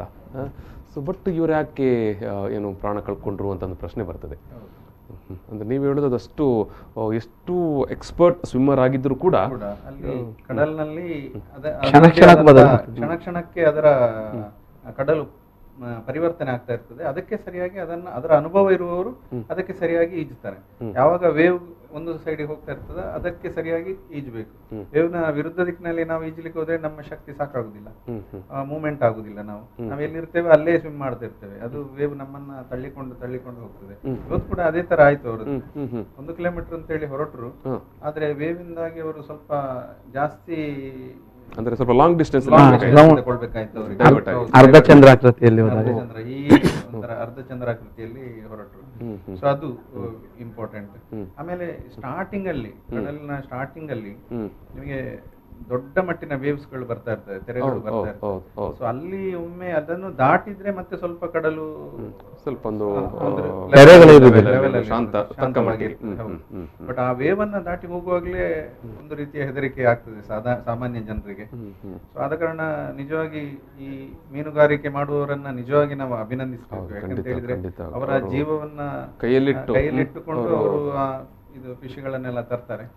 ಸೊ ನಾವು ಇಲ್ಲಿ ಅದನ್ನ ತೆಗೆದುಕೊಳ್ತೇವೆ, ಅದಕ್ಕೆ ನಾವು ಬಾರ್ಗೇನ್ ಮಾಡ್ತೇವೆ. ಆದ್ರೆ ಅವರ ಕಷ್ಟವನ್ನ, ಅವರ ಒಂದು ಸಾಹಸವನ್ನ ನಾವು ಅಲ್ಲಿ ಮರಿತೇವೆ. ಯಾರು ಅಲ್ಲಿಗೆ ಹೋಗಿ ಬಂದಿರ್ತಾರ, ಅದೊಂದು ಮಾತಿದೆ ಮೀನುಗಾರಿಕೆಯವರ ಇದರಲ್ಲಿ, ಯಾರು ಸಮುದ್ರದ ನಡುವಿಗೆ ಹೋಗಿ ಅವರು ಹೇಗೆ ಮೀನುಗಾರಿಕೆ ಮಾಡ್ತಾರೆ ಅಂತ ಹೇಳಿ ನೋಡಿ ಬಂದ್ರೆ ಅವರು ಮತ್ತೆ ಮೀನಿಗೆ ಚರ್ಚೆ ಮಾಡುದಿಲ್ಲ. ಮೀನು ಮಾರ್ಕೆಟಲ್ಲಿ ನಿಂತು ಪಾಪ ಅಲ್ಲಿ ಎಷ್ಟೋ ಮೀನು ಮಾರ್ಕೆಟ್ಗೆ ಇಲ್ಲಿ ಮಹಿಳೆಯರು ಮೀನು ಮಾರಾಟ ಮಾಡ್ತಾ ಇರ್ತಾರೆ. ನಾವು ನೀವು ಹೇಳಿದಾಗೆ ದೊಡ್ಡ ಸ್ವರದಲ್ಲಿ ಚರ್ಚೆ ಮಾಡ್ತೇವೆ. ಎಸ್ ವೀಕ್ಷಕರೇ, ಅನೇಕ ಕಥನಗಳು ಮಾತನಾಡಲಿಕ್ಕೆ ಈಗ ಸಣ್ಣ ಬ್ರೇಕ್ ತೆಗೆದು, ಬ್ರೇಕ್ ನಂತರ ಮತ್ತೆ ನಾಗರಾಜ್ ಖಾರ್ವಿ ಅವರ ಅಪೂರ್ವವಾದ ಸಮುದ್ರ ಯೋಗ ಸಾಧನೆ ಬಗ್ಗೆ ನಾವು ಮಾತಾಡ್ತೇವೆ. ಈಗ ಸಣ್ಣ ಬ್ರೇಕ್. ಪ್ರಚಲಿತ ಈ ಕಾರ್ಯಕ್ರಮದ ಪ್ರಾಯೋಜಕರು ರೋಹನ್ ಕಾರ್ಪೊರೇಷನ್, ಸಹ ಪ್ರಾಯೋಜಕರು father Muller's charitable trust, SDM college Ujire, VK furniture and electronics. ಸಮುದ್ರ ಯೋಗ ನಾಗರಾಜ್ ಖಾರ್ವಿ ಅವರ ಅಪೂರ್ವ ದಾಖಲೆ, ಈ ವಿಚಾರವಾಗಿ ಇವತ್ತು ನಾವು ಮಾತಾಡ್ತಿದ್ವಿ. ಇವತ್ತಿನ ಸಂದರ್ಭದಲ್ಲಿ ನಮ್ಮ ಜೊತೆಗೆ ಇವತ್ತಿನ ದಾಖಲೆ ಮಾಡಿದಂಥ ನಾಗರಾಜ್ ಖಾರ್ವಿ ಅವರು, ಜೊತೆಗೆ ಅವರ ತರಬೇತುದಾರರಾಗಿರುವಂಥ BK ನಾಯ್ಕ್ ಅವರು ಮತ್ತು ಅವರದೇ ಸ್ವಿಮ್ಮಿಂಗ್ ಕೂಟದ ಬಳಗದ ಲೋಕರಾಜ್ ಅವರು ನಮ್ಮ ಜೊತೆಗಿದ್ದಾರೆ. ಸೊ ಈ ಸಂದರ್ಭದಲ್ಲಿ ನಾನು ಮಾತನಾಡುವಾಗ ಬ್ರೇಕ್ಗಿಂತ ಮೊದಲು ಲೋಕರಾಜ್ ಅವರು ಸಮುದ್ರದ ಈಜುಗಾರಿಕೆಯು ಮತ್ತು ನಮ್ಮ ಸ್ವಿಮ್ಮಿಂಗ್ ಪೂಲ್ನ ಈಜುಗಾರಿಕೆಯು ಇರುವ ಏನು ವ್ಯತ್ಯಾಸಗಳನ್ನು ಹೇಳ್ತಾ ಇದ್ದರು ಲೋಕರಾಜ್ ಸರ್. ಮತ್ತೆ ಅದನ್ನೇ ಮಾತನ್ನು ಮುಂದುವರಿಸ್ತಾ, ಸಾಮಾನ್ಯವಾಗಿ ಅದೇ ಸಮುದ್ರದಲ್ಲಿ ನೀವು ಹೇಳಿದ್ರೆ ದೊಡ್ಡ ದೊಡ್ಡ ಅಲೆಗಳು ಬರುವಾಗ ಅದು ನಮ್ಮನ್ನು ಯಾವುದೋ ಒಂದು ಸೈಡ್ಗೆ ತಗೊಂಡು ಹೋಗ್ತದೆ ಅಂತ. ಸ್ವಿಮ್ಮಿಂಗ್ ಪೂಲ್ಗಳಲ್ಲಿ ಆ ರೀತಿ ಇರುವುದಿಲ್ಲ, ಒಂದು ನಿರ್ದಿಷ್ಟ ಚೌಕಟ್ಟಿನ ಒಳಗೆ ನಾವು ಸ್ವಿಮ್ ಮಾಡ್ತಾ ಇರ್ತೇವೆ ಅಂತ. ಇದನ್ನು ಹೊರತುಪಡಿಸಿ ಬೇರೆ ಬೇರೆ ಏನು ಸವಾಲುಗಳು ಎದುರಾಗುತ್ತೆ, ಅದು ಮೇ ಬಿ ಮೀನುಗಾರರಿಗೆ ಕೂಡ ಯಾವ ರೀತಿಯ ಏನಾದರೂ ದುರ್ಘಟನೆಗಳಾದ ಸಂದರ್ಭದಲ್ಲಿ ಫೇಸ್ ಮಾಡುವಂಥ ಸಂದರ್ಭಗಳು ಯಾವ ರೀತಿ ಇರುತ್ತೆ. ಸಾಮಾನ್ಯ ಸ್ವಿಮ್ಮಿಂಗ್ ಪೂಲ್ಗಳಲ್ಲಾದರೆ ನಿಮ್ಮೆಲ್ಲ ಏನು ಕೂಟದವರೆಲ್ಲ ಆಸುಪಾಸಲ್ಲೇ ಇರ್ತಾರೆ, ಸಮುದ್ರದಲ್ಲಿ ಅಥವಾ ಸಾಮಾನ್ಯವಾಗಿ ಸ್ವಿಮ್ಮಿಂಗ್ ಮಾಡುವವರಿಗೆ ಏನು ತಕ್ಷಣಕ್ಕೆ ಆರೋಗ್ಯ ಸಮಸ್ಯೆ ಬರುವಂಥದ್ದು, ಅಥವಾ ಯಾವ ರೀತಿಯ ಸ್ವಿಮ್ಮಿಂಗ್ ಮಾಡ್ತಾ ಇರುವಾಗಲೇ ಯಾವ ರೀತಿಯ ದೈಹಿಕವಾದ ಸಮಸ್ಯೆಗಳು ಬರುತ್ತೆ, ಕಾಡುತ್ತೆ? ಸಾಮಾನ್ಯವಾಗಿ ಅವರಿಗೆ ಮಸಲ್ ಕ್ಯಾಚ್ ಆಗುವಂಥದ್ದು ನಾವು ನೋಡ್ತಾ ಇದ್ದೇವೆ. ಅದು ನಮ್ಮ ಕಾಂಪಿಟೇಟಿವ್ ಸ್ವಿಮ್ಮರ್ಸ್ ಆಗಿರಲಿ ಅಥವಾ ಬೇರೆ ಯಾರಾದ್ರೂ ಆಗಲಿ, ಯಾವಾಗಲೂ ಈ ಚಳಿಗಾಲದ ಟೈಮಲ್ಲಿ ಸ್ವಲ್ಪ ಜಾಸ್ತಿ ಮಸಲ್ ಕ್ಯಾಚ್ ಆಗುವಂಥದ್ದು. ಚಳಿಗೆ ಸ್ವಲ್ಪ ಮಸಲ್ ಹಿಡಿಯುವಂಥದ್ದು ಅದು ಜಾಸ್ತಿ ಇರ್ತದೆ. ಇವನ್ ಸಮುದ್ರದಲ್ಲಿ ಕಂಪೇರ್ ಮಾಡಿದರೆ ಸಮುದ್ರದಲ್ಲಿ ಸ್ವಲ್ಪ ಜಾಸ್ತಿ ಉಪ್ಪು ನೀರಾದ ಕಾರಣ ಸ್ವಲ್ಪ ಮತ್ತು ಜಾಸ್ತಿ ಇರ್ತದೆ, ಅಲ್ಲಿ ಕೂಡ ಮಸಲ್ ಕ್ಯಾಚ್ ಆಗುವಂಥದ್ದು. ಸೊ ಅಂಥ ಸಂದರ್ಭದಲ್ಲಿ ನಮಗೆ ಸ್ವಿಮ್ಮಿಂಗ್ ಪೂಲ್ ಆದರೆ ಒಂದು ಬದಿಯಲ್ಲಿ ಬಂದು ಅಲ್ಲೇ ನಿಲ್ಬಹುದು ಅಥವಾ ದಂಡೆಯನ್ನು ಹಿಡಿಬಹುದು, ಮೇಲೆ ಬರ್ಬೋದು, ಇಂಥ ಆಪ್ಷನ್ಸ್ಗಳಿರ್ತದೆ. ಆದರೆ ಸಮುದ್ರದಲ್ಲಿ ನೀರಿನ ಮಧ್ಯದಲ್ಲಿ ಅಂಥ ಅವಘಡಗಳಾದರೆ ಆವಾಗ ಹೆಲ್ಪ್ಲೆಸ್ ಆಗಿರ್ತೇವೆ ನಾವು. ಆಮೇಲೆ ಈಜು ಗೊತ್ತಿದ್ರು ಕೂಡ ಈಗ ಕೆಲವೊಮ್ಮೆ ಏನಾಗ್ತದೆ ಅಂತ ಹೇಳಿದ್ರೆ ನಮ್ಮ ದೈಹಿಕ ಸಮಸ್ಯೆಗಳೇನಾದ್ರೂ ಇದ್ರೆ, for example sudden heart attack ಆಗಿರುವಂಥದ್ದು ಅಥವಾ ಫಿಟ್ಸ್ ಬರುವಂಥದ್ದು, ಇಂಥ ಇದು 2 ಕೇಸುಗಳು ಬಹಳಷ್ಟು ಡೇಂಜರಸ್ ಈಜುಕೊಳದಲ್ಲಿ. ಅವ ಎಷ್ಟು ದೊಡ್ಡ ಈಜುಪಟ ಆಗಿದ್ರು ಸಡನ್ ಆಗಿ ಅವರಿಗೆ ಹಾರ್ಟ್ ಅಟ್ಯಾಕ್ ಆದ್ರೆ ನೀರಿನ ಒಳಗಡೆ ಏನು ಮಾಡುವಾಗಿಲ್ಲ, ಯಾವ ಲೈಫ್ ಗಾರ್ಡ್ ಇದ್ರೂ ಕೂಡ ಏನು ಹೆಲ್ಪ್ ಮಾಡ್ಲಿಕ್ಕೆ ಆಗುದಿಲ್ಲ. ಅಂತ ದುರ್ಘಟನೆಗಳು ಬಹಳಷ್ಟು ನಡೆದಿದೆ ಈಗ ಎಸ್ ಈಗ ಜೊತೆಗೆ ಈಗ ನಮ್ಮ ಕರಾವಳಿಯನ್ನೇ ನಾವು ನೋಡೋದಿದ್ರೆ ಇದು ಬಹುತೇಕ ಸಂದರ್ಭದಲ್ಲಿ ಏನು ಕಡಲಿನಲ್ಲಿ ಈಜಲಿಕ್ಕೆ ಬಂದು ದುರ್ಮರಣಕ್ಕೆ ಒಳಗಾಗುವವರು ಬೇರೆ ಭಾಗದವರು, ಬೇರೆ ಜಿಲ್ಲೆಯಿಂದ ಬಂದವರು. ಅವರು ಬಹುಶಃ ಅವರಲ್ಲಿ ಸ್ವಿಮ್ಮಿಂಗ್ ಪೂಲ್ಗಳಲ್ಲೋ ಈಜು ಮಾಡಿ ಅವರಿಗೆ ಸ್ವಿಮ್ಮಿಂಗ್ ಅಂತ ಗೊತ್ತಿರುತ್ತೆ. ಬಟ್ ವರ್ಷದಲ್ಲಿ ಒಂದಷ್ಟು ಜನ ಇಲ್ಲಿ ದುರ್ಘಟನೆಗೊಳಗಾಗಿ ಉಳ್ಳಾಳ ಇರ್ಬೋದು, ತಣ್ಣೀರ್ಬಾವಿ ಇರ್ಬೋದು, ಪಣಂಬೂರು ಇರ್ಬೋದು, ಅಥವಾ ಉಡುಪಿಯ ಮಲ್ಪೆನೋ ಎಲ್ಲ ನಡೆಯುತ್ತೆ. ಅವರಿಗೆ ಅದು ಹೇಗೆ ಸಮುದ್ರವನ್ನು ಅವರಿಗೆ ಗೇಜ್ ಮಾಡಲಿಕ್ಕೆ ಗೊತ್ತಾಗಿರುವುದಿಲ್ವಾ? ಏನು ಸಮಸ್ಯೆ ಎದುರಾಗಿರುತ್ತೆ ಅವರಿಗೆ? ಅಲ್ಲ, ಅದು ಯಾವ ರೀತಿ ಅಂತ ಹೇಳಿದ್ರೆ, ಅದೇ ನಾನು ಈಗಾಗಲೇ ಹೇಳಿದಾಗೆ ಬೆಳಿಗ್ಗೆ ಸಮುದ್ರ ಅವರು ಈಜು ಸ್ಟಾರ್ಟ್ ಮಾಡುವ ಸಂದರ್ಭದಲ್ಲಿ ಶಾಂತವಾಗಿರ್ತದೆ. ಅವರು ಸ್ವಿಮ್ಮಿಂಗ್ ಪೂಲ್ ನಲ್ಲಿ ಈಜಿದ ಅನುಭವದಲ್ಲಿ ಅವರು ಇಲ್ಲಿ ಕೂಡ ಅದೇ ತರ ಈಜಬಹುದು ಎನ್ನುವಂತ ದೃಷ್ಟಿಯಲ್ಲಿ 1-2-3 ಸತಿ ಹೋಗಿ ಬರ್ತಾರೆ. ಆಮೇಲೆ ಸ್ವಲ್ಪ ಹೊತ್ತು ಕಳೆದ ನಂತರ ಸಮುದ್ರ ಶಾಂತ ಆದದ್ದು ಅದು ಪ್ರಕ್ಷುಬ್ಧ ಆಗ್ಲಿಕ್ಕೆ ಸ್ಟಾರ್ಟ್ ಆದ್ರೆ ತೆರೆಗಳ ಇದು ತೀವ್ರತೆ ಜಾಸ್ತಿ ಇರ್ತದೆ. ಸೊ ಅಂತ ಸಂದರ್ಭದಲ್ಲಿ ಇವರು ಸ್ವಿಮ್ಮಿಂಗ್ ಮಾಡಿ ಗೊತ್ತಿರ್ತದೆ, ನೆಲ ಸಿಗ್ತದೆ, ಆದ ಕಾರಣ ನಾವು ಇನ್ನು ಮುಂದೆ ಹೋಗ್ಬೋದು ಅಂತ ಹೇಳಿಕೊಂಡು ಮುಂದೆ ಹೋಗ್ತಾ ಇರ್ತಾರೆ. ಯಾಕಂತ ಹೇಳಿದ್ರೆ ಅಲ್ಲಿ ಬೌಂಡ್ರಿ ಇರುವುದಿಲ್ಲ ಇಷ್ಟು ದೂರ ಹೋಗುವಂತದ್ದು, ಮತ್ತೆ ಅವರಿಗೆ ಗೊತ್ತಾಗುದಿಲ್ಲ. ಅವ್ರು ಆಟ ಆಡ್ಲಿಕ್ಕೆ ಬಂದಿರ್ತಾರೆ, ಏನೋ ಒಂದು ಟೆಂಪ್ಟೇಷನ್ ಖುಷಿಯಲ್ಲಿ ಅವರು ಆ ಗುಂಗಿನಲ್ಲೇ ಇರ್ತಾರೆ. ಸೊ ಆವಾಗ ಸಡನ್ ಬಂದು ತೆರೆ ಒಂದು ಎಳೆದುಕೊಂಡು ಹೋದ್ರೆ ಅವಾಗ ಈಗ ನಮಗೆ ಕೂಡ ಎಷ್ಟು ಈಜು ಗೊತ್ತಿದ್ರು ಕೂಡ ಹಿಮ್ಮದಿಂದ ಬಂದು ಅದು ತೆರೆ ನಮ್ಮನ್ನು ಅಪ್ಪಳಿಸಿದ್ರೆ ನಾವು ಕೂಡ ಅಲ್ಲಿ ನಿಲ್ಲಿಕ್ಕೆ ಆಗುದಿಲ್ಲ. ಆ ತೆರೆಗೆ ನಾವು ಕೂಡ ಕೊಚ್ಚಿ ಹೋಗ್ತೇವೆ. ಸೊ ಕೊಚ್ಚಿ ಹೋಗುದು ಮಾತ್ರ ಅಲ್ಲ, ಕೆಲವೊಮ್ಮೆ ತೆರೆಗಳು ಮುಂದೆ ಹೋಗಿ ಪುನಃ ರಿಟರ್ನ್ ಬರುವಾಗ ನಮ್ಮನ್ನು ಎಳ್ಕೊಂಡು ಹೋಗ್ತದೆ. ಸೊ ಇಂಥದ್ದು ಕೂಡ ಇದೆ. ಎಷ್ಟು ಈಜು ಗೊತ್ತಿದ್ರು ಕೂಡ ಅವನು ಅಲ್ಲಿ ನಿಲ್ಲಿಕ್ಕೆ ಆ ಕೆಪಾಸಿಟಿ ಸಾಕಾಗುದಿಲ್ಲ. ಅದಕ್ಕೆ ಮುಳುಗಿ ಎಲ್ಲ ಸ್ವಲ್ಪ ನಿಂತ್ರೆ ಅಲ್ಲಿ ನಾವು ಸ್ಟೇಬಲ್ ಆಗಿರ್ಬೋದು. ಅದ್ರ ಬಗ್ಗೆ ಅನುಭವ ಇಲ್ಲದವರು, ಯಾವ ಕಡೆ ಫೇಸ್ ಮಾಡಬೇಕು ಅಂತ ಹೇಳಿ ಗೊತ್ತಿಲ್ಲದವರು, ಸೊ ಆವಾಗ ಏನಾಗ್ತದೆ ಅಂತ ಹೇಳಿದ್ರೆ ಅವರಿಗೆ ಏನು ಸಿಕ್ಕಿರುವುದಿಲ್ಲ ಕೈಗೆ, ಅವರು ಅದರ ಜೊತೆಗೆ ಕೊಚ್ಚಿಕೊಂಡು ಹೋಗ್ತದೆ. ಒಂದು ಸ್ವಲ್ಪ ದೂರದವರೆಗೆ ಹೋಗ್ತದೆ. ಈಜು ಗೊತ್ತಿದ್ದವರು ಅಲ್ಲಿಂದ ನಂತರ ಎದ್ದು ನಿಂತು ಸಾವರಿಸಿಕೊಂಡು ಬರ್ಬೋದು. ಆದ್ರೆ ಗೊತ್ತಿಲ್ಲದವರು ಏನ್ ಮಾಡ್ತಾರೆ, ಅವರು ಬೊಬ್ಬೆ ಹೊಡಿಲಿಕ್ಕೆ ಸ್ಟಾರ್ಟ್ ಮಾಡ್ತಾರೆ.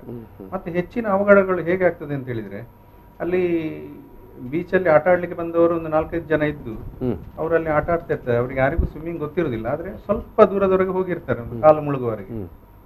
ಒಬ್ಬ ಕೊಚ್ಚಿ ಹೋದ ಕೂಡಲೇ ಮತ್ತೊಬ್ಬರಿಗೆ ಅವನನ್ನು ರಕ್ಷಿಸುವ ಎನ್ನುವಂತ ಉತ್ಸಾಹ ಇರ್ತದೆ. ಆದ್ರೆ ಸ್ವಾಭಾವಿಕವಾಗಿ ಹೆಚ್ಚಿನ ಅಪಘಾತಗಳು ಆಗುವಂತದ್ದು ಆ ರೀತಿಯಾಗಿ. ಈಜು ಗೊತ್ತಿಲ್ಲದವ ಆವಾಗ ಒಂದು ಡೆತ್ ಆಗುವ ಬದಲು ಅಲ್ಲಿ 2 ಡೆತ್ 3 ಡೆತ್ ಆಗ್ಬೋದು. ಇಂಥ ಕೇಸುಗಳು ಜಾಸ್ತಿ. ಅವರನ್ನ ರಕ್ಷಣೆ ಮಾಡ್ಲಿಕ್ಕೆ ಹೋಗಿ ಸ್ವಲ್ಪ ಅಪಘಾತ. ಸಾಕಷ್ಟು ಮುನ್ನೆಚ್ಚರಿಕೆ ಕಡಲಿನ ಈಜಿನಲ್ಲಿ ಅಗತ್ಯ. ಖಂಡಿತ. ಇದು ನಾಗರಾಜ್ ಕಾರ್ವಿ ಅವರೇ, ಇವತ್ತಿನ ನಿಮ್ಮ ಸಮುದ್ರ ಯೋಗ ಇದೆ ಅಲ್ವಾ, ಇವತ್ತು ನೀವು ಕಾಲಿಗೆ ಸರಪಳಿ ಕಟ್ಟಿಕೊಂಡು ಆ ಈಜಿದಂಥ ಒಂದು ಒಟ್ಟು ಆ ಬೆಳಗಿನ ಒಂದು ಘಟನಾವಳಿಗಳನ್ನು ನೀವು ವಿವರಿಸಬೇಕು ಸರ್. ಬೆಳಗ್ಗೆ ಸರ್ ಹೇಳಿದ ಹಾಗೆ ಬೆಳಗ್ಗೆ ನಾವು ಕಡಲಿನ ಹತ್ರ ಹೋಗಿ ನಿಂತಾವಾಗ ನಮಗೆ ಯಾಕಂದ್ರೆ ಶಾಂತವಾಗಿ ಅನ್ನಿಸಿತು. ಯಾಕೆ ಅನ್ನಿಸಿತು ಅಂದ್ರೆ, ಒಂದು 3 ದಿವಸದ ಹಿಂದೆ ಅದೇ ಜಾಗಕ್ಕೆ ಹೋಗಿ ನಿಂತಾವಾಗ ನಮ್ಮ ಎದೆ ಜೆಲ್ ಅಂತ ಆಗಿದೆ. ಯಾಕಂದ್ರೆ ನಾವು ಸಮುದ್ರದಲ್ಲಿ ಈಜುದಾದ್ರೂ ಅದನ್ನು ನೋಡಿ, ಯಾಕಂದ್ರೆ ಸೋಮವಾರ ಅಮಾವಾಸ್ಯೆ ಆಗಿದೆ ನೋಡಿ, ಎಲ್ಲಿಂದ ಎಲ್ಲಿ ಪ್ರಭಾವ ಬೀರ್ತದೆ ನೋಡಿ. ಒಂದು ಗ್ರಾವಿಟಿ ಪವರ್ ಅಲ್ಲಿ ಸಹ ಸಮುದ್ರ ತನ್ನ ರೂಪ ಬದಲಾವಣೆ ಮಾಡಿಕೊಳ್ತಾ ಇರ್ತದೆ. ವಿಪರೀತವಾದ ತೆರೆ, ಮಂಗಳವಾರ ಬುಧವಾರ ವಿಪರೀತ ತೆರೆ. ಅದು ಎಷ್ಟು ತೆರೆ ಅಂದ್ರೆ ಒಂದು ಕ್ಷಣ ನಿಲ್ಲಿಕ್ಕೆ ಬಿಡ್ತಾ ಇರ್ಲಿಲ್ಲ ಸಮುದ್ರ. ನಾವು ಮತ್ತೆ ಬೇಗ ಸ್ವಿಮ್ಮಿಂಗ್ ಮಾಡಿ ಬಂದ್ವಿ. ಮತ್ತೆ ನಾನು ಗುರುಗಳ ಹತ್ರನು ಹೇಳಿದೆ, ಇಷ್ಟು ದಿವಸ ಹೇಗಿತ್ತು ಸಮುದ್ರ, ಈಗ ನಾವು ಅಪ್ಲಿಕೇಶನ್ ಹಾಕುವಾಗ ಸಮುದ್ರ ಶಾಂತ ಇತ್ತು, ಈಗ ನಮ್ಮ ದಿನಗಳು ಈಗ ಈಜಲಿಕ್ಕೆ ಬರುವಾಗ ಈಗ ಆಗ್ತಾ ಇದೆ. ಇನ್ನದೇ ಕಲಿಕೆ ಆಗುದಿಲ್ಲ. ಈಗ ಅಶೋಕ್ ಸರ್ ಇರ್ಬೋದು, ಹೌದು, ಮಾಡಿ ಆಗಿದೆ, ಫಿಕ್ಸ್ ಮಾಡಿ ಆಗಿದೆ. ಅಶೋಕ್ ಸರ್ ಮತ್ತೆ ಸರ್ ಇಬ್ರು ದೇವರಲ್ಲಿ ಪ್ರಾರ್ಥನೆ ಮಾಡಿದ್ರಂತೆ. ಇವತ್ತು ಹೇಳ್ತಾ ಇದ್ರು ಅವ್ರು, ದೇವರಲ್ಲಿ ಪ್ರಾರ್ಥನೆ ಮಾಡಿದ್ವಿ ಅಂತ. ಮತ್ತೆ ನನಗೊಂದು ಧೈರ್ಯ ಇತ್ತು, ಏನಂದ್ರೆ ಅಮಾವಾಸ್ಯೆಯ ಮರು ದಿವಸ ಅದು ಇರ್ತದೆ, ಅದರ ಪ್ರಭಾವ ಒಂದು 4-5 ದಿವಸ ಇರ್ತದೆ. ನಮ್ಮದು ಶುಕ್ರವಾರ ಆದ ಕಾರಣ ಅಲ್ಲಿಗೆ ಸರಿ ಆದೀತು ಅನ್ನುವಂತ ಒಂದು ನಂಬಿಕೆ ಇತ್ತು. ಹಾಗೆ ಇವತ್ತು ಬಂದು ನಿಂತಾವಾಗ ಅದು ಕಡಲು ಸ್ವಲ್ಪ ಶಾಂತವಾಗಿದೆ. ಆದ್ರೆ ಯಾವಾಗ ನಾವು ನಮ್ಮ ಟೈಮ್ 8 ಗಂಟೆ ಅಂತಂದು ಹೇಳಿ ಮತ್ತೆ ಸ್ವಲ್ಪ ಟೈಮ್ ಜಾಸ್ತಿ ಮಾಡಿಕೊಳ್ಳೋದು, ಆವಾಗ ಮೆಲ್ಲ ತೆರೆಗಳು ಏಳ್ಲಿಕ್ಕೆ ಸ್ಟಾರ್ಟ್ ಆಯ್ತು. ಆದ್ರೆ ಆ ಹಿಂದಿನ 3 ದಿವಸದ ಹಿಂದೆ ಆದಂತ ಇದು ತೆರೆಗಳಲ್ಲ, ಸುಮಾರಿಗಿತ್ತು. ಆಮೇಲೆ ಎಲ್ಲ ಗಣ್ಯರ ಸಮಕ್ಷಮದಲ್ಲಿ ಯಾರು ಮುಖ್ಯವಾಗಿ ನಮ್ಮ ಶಿಕ್ಷಣ ಇಲಾಖೆಯ DD ಪೈ ಸರ್ ಮಲ್ಲೇಸ್ವಾಮಿ ಅಂತ ಅವರಿದ್ರು, ಯುವಜನ ಮತ್ತು ಯುವ ಗೋಪಾಲ್ ಕಾರ್ವಿ ಅವರಿದ್ರು. ಹೌದು. ಆಮೇಲೆ ಗಿನ್ನಿಸ್ ದಾಖಲೆ ಮಾಡಿದವರು ಸರಪಳಿ ಬಿಗಿದುಕೊಂಡು ಹೌದು, ಅವರು ಸುಮಾರು ಒಂದು 3.5 ಕಿಲೋಮೀಟರ್ ಸರಪಳಿ ಬಿಗಿದುಕೊಂಡು ಈಜಿ ಗಿನ್ನಿಸ್ ರೆಕಾರ್ಡ್ ಮಾಡಿದವರು. ನನ್ನ ಆತ್ಮೀಯರು. ಕಳೆದ ವಾರ ನಾನು ವಡೋದರಕ್ಕೆ ಹೋಗುವಾಗ ನಾವು ಒಟ್ಟಿಗೆ ಹೋಗಿದ್ದು, ಅವರಿಗೂ ಸಹ 2 ಗೋಲ್ಡ್ ಮೆಡಲ್ ಬಂದಿದೆ. ಸೊ ಇವತ್ತು ಅವ್ರು ಬಂದಿದ್ರು, ಅವರ ಕೈಯಲ್ಲಿ ಒಂದು ದೀಪ ಬೆಳಗಿಸಿದ್ದೇವೆ ನಾವು. ಹಾಗೆ ಅವರು ಶುಭ ಹಾರೈಕೆ ಮಾಡಿದ್ರು. ಆಮೇಲೆ ಎಲ್ಲ ಗಣ್ಯರ ಒಬ್ಬರು ಗಿನ್ನಿಸ್ ದಾಖಲೆ ಮಾಡಿದವರ ಏನು ಸಮಕ್ಷಮದಲ್ಲಿ ನೀವು ಇವತ್ತು ಇನ್ನೊಂದು ದಾಖಲೆ ಮಾಡಿ ಬೋಟ್ನಲ್ಲಿ ಅವರು ಕೂಡ ಬಂದಿದ್ರು, ಬೋಟ್ನಲ್ಲಿ ಸಹ ಬಂದಿದ್ರು. ಹಾಗೆ ಎಷ್ಟೊತ್ತಿಗೆ ಇದು ಸ್ಟಾರ್ಟ್ ಆಯ್ತು ಸ್ವಿಮ್ಮಿಂಗ್? ಸುಮಾರು ಒಂದು 8:55 ಆಗಿದೆ. 9:20 ಸುಮಾರಿಗೆ ಅದು ಆಗಿದೆ. 25 ನಿಮಿಷ 16 ಸೆಕೆಂಡ್ 63 ಫ್ರಾಕ್ಷನ್ ಅಲ್ಲಿ ಅವರು ಈ ರೇಸ್ ಅನ್ನ ಕೊನೆಗೊಳಿಸಿದ್ದಾರೆ. ಆಮೇಲೆ ಸಹ ಹೋದ್ರು ಸ್ವಲ್ಪ, ಆದ್ರೆ ಅದು ಅಧಿಕೃತವಾಗಿ ನಮ್ಮದು 1 ಕಿಲೋಮೀಟರ್ ಎನ್ನುವಂತ ಸಾಕು ಅಂತ ಅವರೇ ಹೇಳಿದ್ರು. ಹಾಗೆ ಮತ್ತೆ ಅದು ಎಷ್ಟು ಹೆಚ್ಚು ಮಾಡಿದ್ರು ಕೂಡ ಅದು ಕೌಂಟ್ ಆಗುವಂತದ್ದು 1 ಕಿಲೋಮೀಟರ್. ಈಗ ಯಾವ ರೀತಿ ಇತ್ತು ತೆರೆಗಳು, ಯಾವ ರೀತಿ? ನಾನು ಪದ್ಮಾಸನ ಹಾಕಿದೆ. ಅವ್ರ ಗಣ್ಯರ ಸಮಕ್ಷಮದಲ್ಲಿ ಪ್ರದೀಪ್ ಸರ್, ಹೌದು ಪ್ರದೀಪ್ ಹೌದು, ಅವರು ಸ್ಪೋರ್ಟ್ಸ್ ಆಫೀಸರ್, ಅವರು ಲಾಕ್ ಮಾಡಿದ್ರು. ಲಾಕ್ ಮಾಡಿದಾಗ ಮತ್ತೆ ನಡ್ಕೊಂಡು ಹೋಗ್ಲಿಕ್ಕೆ ಆಗುದಿಲ್ಲ, ಯಾಕಂದ್ರೆ ಕಂಪ್ಲೀಟ್ ಲಾಕ್ ಆಗಿದೆ. ಇಲ್ಲಾಂದ್ರೆ ನಾನು ಅಲ್ಲಿ ಹೋಗಿ ಪದ್ಮಾಸನ ಹಾಕುವವನು. ಆದ್ರೆ ಇವತ್ತಿನ ರೆಕಾರ್ಡ್ಗೋಸ್ಕರ ನಾನು ದಡದಲ್ಲೇ ಲಾಕ್ ಕಾಣ್ಬೇಕು, ಯಾಕಂದ್ರೆ ಅದರಲ್ಲಿ ಯಾವುದೇ ಪ್ರಕ್ರಿಯೆ ಕೂಡ ಕಾಣ್ಬೇಕು. ಹೌದು. ಹಾಗೆ ಇವರು 2-3 ಜನ ಎತ್ತುಕೊಂಡು ಸ್ವಲ್ಪ ನೀರಿನವರೆಗೆ ಬಿಟ್ರು. ಅಲ್ಲಿಂದ ನಾನು ಸ್ವಿಮ್ ಮಾಡ್ಲಿ ಸ್ಟಾರ್ಟ್ ಮಾಡಿದೆ. ತೆರೆಗಳು ಬರುದು ಜಾಸ್ತಿ ಅಲ್ಲ, ಒಂದು 2 ಭಾರಿ ದೊಡ್ಡ ತೆರೆಗಳು ಬಂತು. ಆದ್ರೂ ನಮ್ಮದು ಕೆಲವು ಟ್ರಿಕ್ಸ್ಗಳು ಇದೆ. ತೆರೆ ಬರುವಾಗ ಅದರ ಒಂದು ನಾಲಿಗೆಗೆ ಸಿಗಬಾರ್ದು, ಇಲ್ಲ ಮುಳುಗ್ಬೇಕು. ಅದು ಎಷ್ಟು ಮುಳುಗ್ಬೇಕಂದ್ರೆ ಅದು ರೊಟೇಷನ್ ಮಾಡ್ತದಲ್ಲ, ಆ ಪವರ್ ಕಡಿಮೆ ಇರುವಷ್ಟರವರೆಗೆ ನಾವು ಅಡಿಗೆ ಹೋಗ್ಬೇಕು. ಇಲ್ಲ ಇದ್ರೆ ಅದು ಕಂಪ್ಲೀಟ್ ರೊಟೇಷನ್ ಮಾಡಿ ಬಿಸಾಡ್ತದೆ ಹೇಳೋದು. ಹಾಗೆ ಆ ಟ್ರಿಕ್ಸ್ ಅಲ್ಲೇ ಸ್ವಲ್ಪ ಇದು ಮಾಡಿ ಹೋದೆ. ಮತ್ತೆ ಸ್ವಲ್ಪ 4 ಮಾರು ಹೋಗುವಾಗ ಗೊತ್ತಾಯ್ತು ತೆರೆ ಇನ್ನೂ ಬರುವುದಿಲ್ಲ, ಇನ್ನೇನಿದ್ರು ನೀರಿನ ಪ್ರವಾಹವನ್ನು ಸ್ವಲ್ಪ ನೋಡ್ಕೊಳ್ಬೇಕು. ಹಾಗೆ ಹೋದೆ. ಮುಂದೆ ಹೋಗ್ತಾ ಇರುವಾಗ ಅಲ್ಲೊಂದು ಹಡಗಿ ಮುಳುಗಿದಿದೆ, ಅಲ್ಲಿ ಒಂದು ಹಡಗು. ಆ ಹಡಗು ಮುಳುಗಿದ ಆ ಜಾಗ ಹತ್ರ ಬರುವಾಗ ನೀರು ತುಂಬಾ ರಭಸವಾಗಿ ವಾಯುವ್ಯ ದಿಕ್ಕಿನೆಡೆಗೆ ಎಳಿತಾ ಇತ್ತು. ವಾಯುವ್ಯ ಅಂದ್ರೆ ಸುಮಾರು ಒಂದು ಉತ್ತರಕ್ಕೆ ಹತ್ತಿರವಾಗಿ ವಾಯುವ್ಯ ದಿಕ್ಕಿಗೆ ಎಳಿತಾ ಇದೆ. ನಾನು ಹೋಗ್ಬೇಕಾದ ಬಾವುಟ ಕಾಣ್ತಾ ಇದೆ ನನಗೆ. ಅಲ್ಲಿ ಹೋಗ್ಲಿಕ್ಕೆ ನಾನು ಪ್ರಯತ್ನ ಮಾಡಿದಷ್ಟು ಅದು ಆ ಕಡೆ ಎಳಿತಾ ಇದೆ. ಆದ್ರೂ ಈಜಿಕೊಂಡು ಅಲ್ಲಿ ಒಂದು ಸಮಸ್ಯೆ ಇದೆ ಆ ಜಾಗದಲ್ಲಿ. ಏನಂತ ಹೇಳಿದ್ರೆ ಅಲ್ಲಿ ನದಿ ಮತ್ತೆ ಸಮುದ್ರದ ಸಂಗಮ ಸ್ಥಳ ಹತ್ರ ಇದೆ. ಅಲ್ಲಿ ಹೌದು, ಹೌದು. ನದಿಯ ನೀರು ಎಷ್ಟು ತಳ್ಳಿಕೊಂಡು ಹೋಗ್ತದೆ ಸಮುದ್ರ, ಅಲ್ಲೆಲ್ಲ ಆ ರೀತಿಯ ಪ್ರಕ್ಷುಬ್ಧ ವಾತಾವರಣ ಇರ್ತದೆ. ಮತ್ತೆ ತೆರೆಗಳು ಹೆಚ್ಚು. ಅದೇ ಟೈಮಲ್ಲಿ ನಾವು ಪಣಂಬೂರಲ್ಲಿ ಹೋದ್ರಷ್ಟು ತೆರೆಗಳು ಬರುವುದಿಲ್ಲ. ಮತ್ತೆ ನೀರಿನ ಸೆಳೆತವು ಅಲ್ಲಿ ಕಡಿಮೆ, ಮತ್ತೆ ಆ ಕಡೆ ಹೋದಾಗ ಕಡಿಮೆ. ಇಲ್ಲಿ ನೀರು ತುಂಬಾ ಎಳ್ಕೊಂಡು ಹೋಗ್ತಾ ಇತ್ತು. ಆದ್ರೆ ಇವರು ಬೋಟಿಂದ ಸಿಗ್ನಲ್ ಕೊಟ್ರು, ಇಲ್ಲ ನೀವು ಅದನ್ನು ಮುಟ್ಟಬೇಕು, ನೀವು ಗೋಲ್ 1 ಕಿಲೋಮೀಟರ್ ದಾಟ್ತೀರಿ, ಆದ್ರೆ ಆ ಗೋಲ್ ಅನ್ನು ರೀಚ್ ಮಾಡಿ ಅಂತ. ಹಾಗೆ ಮತ್ತೆ ನಾನು ಅದರ ಡೈರೆಕ್ಷನ್ಗೆ ಈಡ್ಲಿಕ್ಕೆ ಶುರು ಮಾಡಿದೆ. ಅಷ್ಟೊತ್ತಿಗಾಗಲಿ 1 ಕಿಲೋಮೀಟರ್ ಹತ್ರ ಆಗಿದೆ. ಮತ್ತೆ ಸುಮಾರು ಒಂದು 200-250-300 ಮೀಟರ್ ಮತ್ತೆ ತಗೊಂಡು, ಅಂದ್ರೆ ಅರ್ಧ ಚಂದ್ರಾಕೃತಿಯಲ್ಲಿ ಈಜಿಕೊಂಡು ಹೋದೆ. ಈಜಿಕೊಂಡು ಹೋಗಿ ಮುಟ್ಟಿದ ಮೇಲೆ ನಾನು ಹೇಳಿದೆ, ನನಗೆ ಇನ್ನೂ ಶಕ್ತಿ ಇದೆ, 1 ಕಿಲೋಮೀಟರ್ ಈಜ್ತೇನೆ, ನಾನು ಮುಂದೆ ಹೋಗ್ತೇನೆ ಅಂದೆ. ಅವಾಗ ಅವ್ರು ಹೇಳಿದ್ರು, ನೀವು 1 ಕಿಲೋಮೀಟರ್ ರೆಕಾರ್ಡ್ ಆಯ್ತಲ್ಲ, ಇನ್ನು ಸಾಕು, ಇನ್ನು ದಡಕ್ಕೆ ಹೋಗುವ ಅಂತ ಹೇಳಿ ಅವರೇ ಕರ್ಕೊಂಡು ದಡಕ್ಕೆ ಯಾವ ರೀತಿ ಬಂದ್ರೆ ಈಜಿಕೊಂಡು ಬಂದರ? ಇಲ್ಲ ಇಲ್ಲ, ಇನ್ನು ದಡಕ್ಕೆ ಯಾಕಂದ್ರೆ ಬೋಟಲ್ಲಿ ಅದೇ ಹಾಗೆ ಈಜ್ಕೊಂಡು ಹೋಗುದ, ನಾನು ಮತ್ತೆ ಮುಂದೆ ಹೋಗುವಂತ ಯೋಚನೆಯಲ್ಲಿ ಇದ್ದೆ. ಆದ್ರೆ ಇವರು ಹೇಳಿದ ಕಾರಣ ಅಲ್ಲಿಗೆ ಸ್ಟಾಪ್ ಮಾಡಿದ್ನ. ಒಂದು ನಿಗದಿತ ರೆಕಾರ್ಡ್ ಮಾಡುವ ಏನು ಉದ್ದೇಶ ಇತ್ತು, ಆ ರೆಕಾರ್ಡ್ ಸಂಪೂರ್ಣ ಆಯ್ತು. ಆದ್ರೆ ಆ ಲಾಕ್ ಅನ್ನು ದಡಕ್ಕೆ ಹೋಗಿ ತೆಗಿಬೇಕು, ಯಾರ ಎದುರಿಗೆ ಹಾಕಿದ್ದೇವೆ ಅವರ ಎದುರಿಗೆ ತೆಗಿಬೇಕು. ಹೌದು, ನಾವು ನೋಡ್ತಾ ಇದ್ದೇವೆ. ಯಾಕಂದ್ರೆ ನೀವಲ್ಲಿ ವಿಡಿಯೋದಲ್ಲಿ ನೀವು ರಿಟರ್ನ್ ಬರುವಂತದ್ದು, ಹೌದು, ನಿಮ್ಮ ದಾಖಲೆಯನ್ನು ಪೂರ್ಣಗೊಳಿಸಿ ಹೌದು ಪದ್ಮಾಸನದಲ್ಲೇ ಕುಳಿತುಕೊಂಡು ಬರ್ತಾ ಇದ್ದೀರಿ. ಯಾಕಂತ ಹೇಳಿದ್ರೆ ಲಾಕ್ ಆಗಿತ್ತು, ಆ ಲಾಕ್ ಅನ್ನು ಬಿಚ್ಚಬೇಕಿತ್ತು. ಸಾಮಾನ್ಯ ಪದ್ಮಾಸನವನ್ನ ಒಂದು 5 ನಿಮಿಷ ಹಾಕಿದ್ರೆ ಏನು ಅಂದ್ರೆ ನೋವು ಏನು ಅನ್ಸಲ್ಲ. ಆಮೇಲೆ ಸುಸ್ತಾಗತ್ತೆ. 10 ನಿಮಿಷ ಹಾಕಿದ ಕೂಡಲೇ ಕಾಲು ಹಿಡ್ಕೊಂಡಾಗ್ತದೆ. ಒಂದು ಅರ್ಧ ಗಂಟೆ 3/4 ಗಂಟೆ ಎಲ್ಲ ಅಂದ್ರೆ ನನಗೆ ಆ ಇಡೀ ಪ್ರೊಸೀಜರ್ ಆಗುವಾಗ ಹೆಚ್ಚು ಕಡಿಮೆ 1 ಗಂಟೆ ಆಗಿರ್ಬೋದು ಅಲ್ಲ ಸರ್? 1 ಗಂಟೆ ಆಗಿದೆ. ಆ 1 ಗಂಟೆ ಅವಧಿಯವರೆಗೆ ನನ್ನ ಕಾಲು ಅದೇ 1 ಗಂಟೆ ಪದ್ಮಾಸನದಲ್ಲಿ, ಅದರಲ್ಲಿ ಕೂಡ ಒಂದು 3/4 ತಾಸು ಸಮುದ್ರದಲ್ಲಿ. ಹಾಗೆ ಅದ್ಭುತ ಅದ್ಭುತ. ಮನೆಗೆ ಬಂದು ನಮ್ಮ ಮನೆಯವರು ಕೆಲವರು ಪ್ರಯತ್ನ ಮಾಡಿದ್ರು, ಒಂದು 5-10 ನಿಮಿಷ ಪದ್ಮಾಸನ ಹಾಕಿ ಕೂತ್ಕೊಂಡ್ರು. ಮತ್ತೆ ಸಡನ್ ಹೇಳಲಿಕ್ಕೆ ಆಗ್ಲಿಲ್ಲ ಅವ್ರಿಗೆ, ಅಂದ್ರೆ 10 ನಿಮಿಷ ಹಾಕಿದಂದ್ರೆ ಅಲ್ಲಿ ಸ್ವಲ್ಪ ಮಸಲ್ಸ್ ಗಳು ಹಿಡ್ಕೊಂಡಾಗ ಆಗ್ತದೆ. ನಾನಲ್ಲಿ ಬಂದು ಲಾಕ್ ತೆಗೆದ ಕೂಡ ಎದ್ದು ನಿಂತ್ಕೊಂಡೆ. ಎಲ್ಲ ಹೇಳಿದ್ರು ಬೇಗ ಹಾಗೆ ನಿಂತ್ಕೊಳ್ಬೇಡ ಅಂತ. ಆದ್ರೆ ನಾನು ಫ್ರೀ ಆಗಿದ್ದೆ, ಯಾಕಂದ್ರೆ ಅಷ್ಟು ವರ್ಷಗಳಿಂದ ಅಭ್ಯಾಸ ಇದೆಯಲ್ಲ. ಅಂದ್ರೆ ನಿಮಗೆ ಇವತ್ತಿನ ಒಟ್ಟು ಆ ಒಂದು ಏನು ಸರಪಳಿಗೆ ಲಾಕ್ ಮಾಡಿದ ನಂತರ, ನಿಮ್ಮನ್ನು ನೀರಿಗೆ ಇಳಿಸಿದ ನಂತರ ನೀವು ಆ 1 ಕಿಲೋಮೀಟರ್ ಕ್ರಮಿಸ್ಬೇಕಂತ ಇತ್ತಲ್ಲ, ಮಧ್ಯೆ ಎಲ್ಲೂ ಕೂಡ ನಿಮಗೆ ಒಂದು ಚಾಲೆಂಜ್ ಅಂತ ಅನಿಸ್ಲೇ ಇಲ್ಲ? ಅಂದ್ರೆ ಎಲ್ಲೋ ನಾನು ಆ ಗುರಿಯನ್ನು ಮುಟ್ಲಿಕ್ಕೆ ಕಷ್ಟ ಆಗಬಹುದೋ ಅಂತ ಏನು ಅನಿಸ್ಲೇ ಇಲ್ಲ ಎಲ್ಲೂ ಕೂಡ? ಇಲ್ಲ ಇಲ್ಲ, ಯಾಕಂದ್ರೆ ನಾನು ಅದೇ ಜಾಗದಲ್ಲಿ ಒಂದು 20 ದಿವಸದಿಂದ ಪದ್ಮಾಸನ ಹಾಕಿ ಹೋಗ್ತಾ ಇದ್ದ. ದಿವಸಗಳಿಂದ ನೀವು ನಿರಂತರವಾಗಿ ಅದೇ ಜಾಗದಲ್ಲಿ ಪದ್ಮಾಸನ. ಅಲ್ಲಿ ಎಕ್ಸ್ಟ್ರಾ ನನಗೆ ಇರುವುದು ಈಗ ಸರಪಳಿ ಮಾತ್ರ. ಸರಪಳಿ ಬಿಗಿದಿದೆ, ಆದ್ರೆ ನೋವು ಆಗ್ತಾ ಇರಲಿಲ್ಲ. ಆದ್ರೆ ಆ ಕಲ್ಪನೆ ಮೈಂಡ್ ಅಲ್ಲಿ ಬರ್ತದೆ, ಸರಪಳಿ ಇದೆ, ಏನೋ ಒಂದು ಕಾಲಲ್ಲಿ ಇದೆ, ಇಷ್ಟು ದಿವಸದ ಹಾಗೆ ಅಲ್ಲ.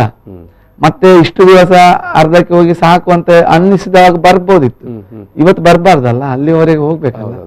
ಆ ಗುರಿಯನ್ನು ಮುಟ್ಟೇ ಬರ್ಬೇಕು, ಮುಟ್ತೀನಿ ಅನ್ನುವ ವಿಶ್ವಾಸ ಇತ್ತು. ಗ್ರೇಟ್ ಅಭಿನಂದನಾರವರು. ಇದು BK ನಾಯ್ಕ್ ಸರ್, ಇಂಥ ಒಂದು ದಾಖಲೆಗೆ ನಿಮ್ಮ ಶಿಷ್ಯನನ್ನು ಸಿದ್ಧತೆ ಮಾಡುವ ಪರ್ಟಿಕ್ಯುಲರ್ಲಿ ತಣ್ಣೀರುಬಾವಿ ಕಡಲಿನಲ್ಲಿ ಸಿದ್ಧತೆ ಮಾಡುವ ಪ್ರಕ್ರಿಯೆಗಳು 20 ದಿವಸನೋ ಅಥವಾ ಲಾಕ್ಡೌನ್ ಅವಧಿಯಲ್ಲೋ ಹೇಗೆ ಯಾವ ರೀತಿ ನಡೆದಿತ್ತು? ಈಗಾಗಲೇ ಕಾರ್ಯ ಸರ್ ಹೇಳಿದಾಗೆ ಕೋವಿಡ್ಗಿಂತ ಮೊದಲೇ ನಾವು ಪ್ಲಾನ್ ಮಾಡ್ಕೊಂಡಿದ್ದೆವು. ಈ ಕೋವಿಡ್ ಬಂದು ಲಾಕ್ಡೌನ್ ಬಂದ ಕಾರಣ ಸ್ವಲ್ಪ ತಡೆ ಬಿತ್ತು, ನಾವು ಪ್ರಾಕ್ಟೀಸಿಗೆ ಸಹ ಮಾಡ್ಲಿಕ್ಕೆ ಆಗಿಲ್ಲ.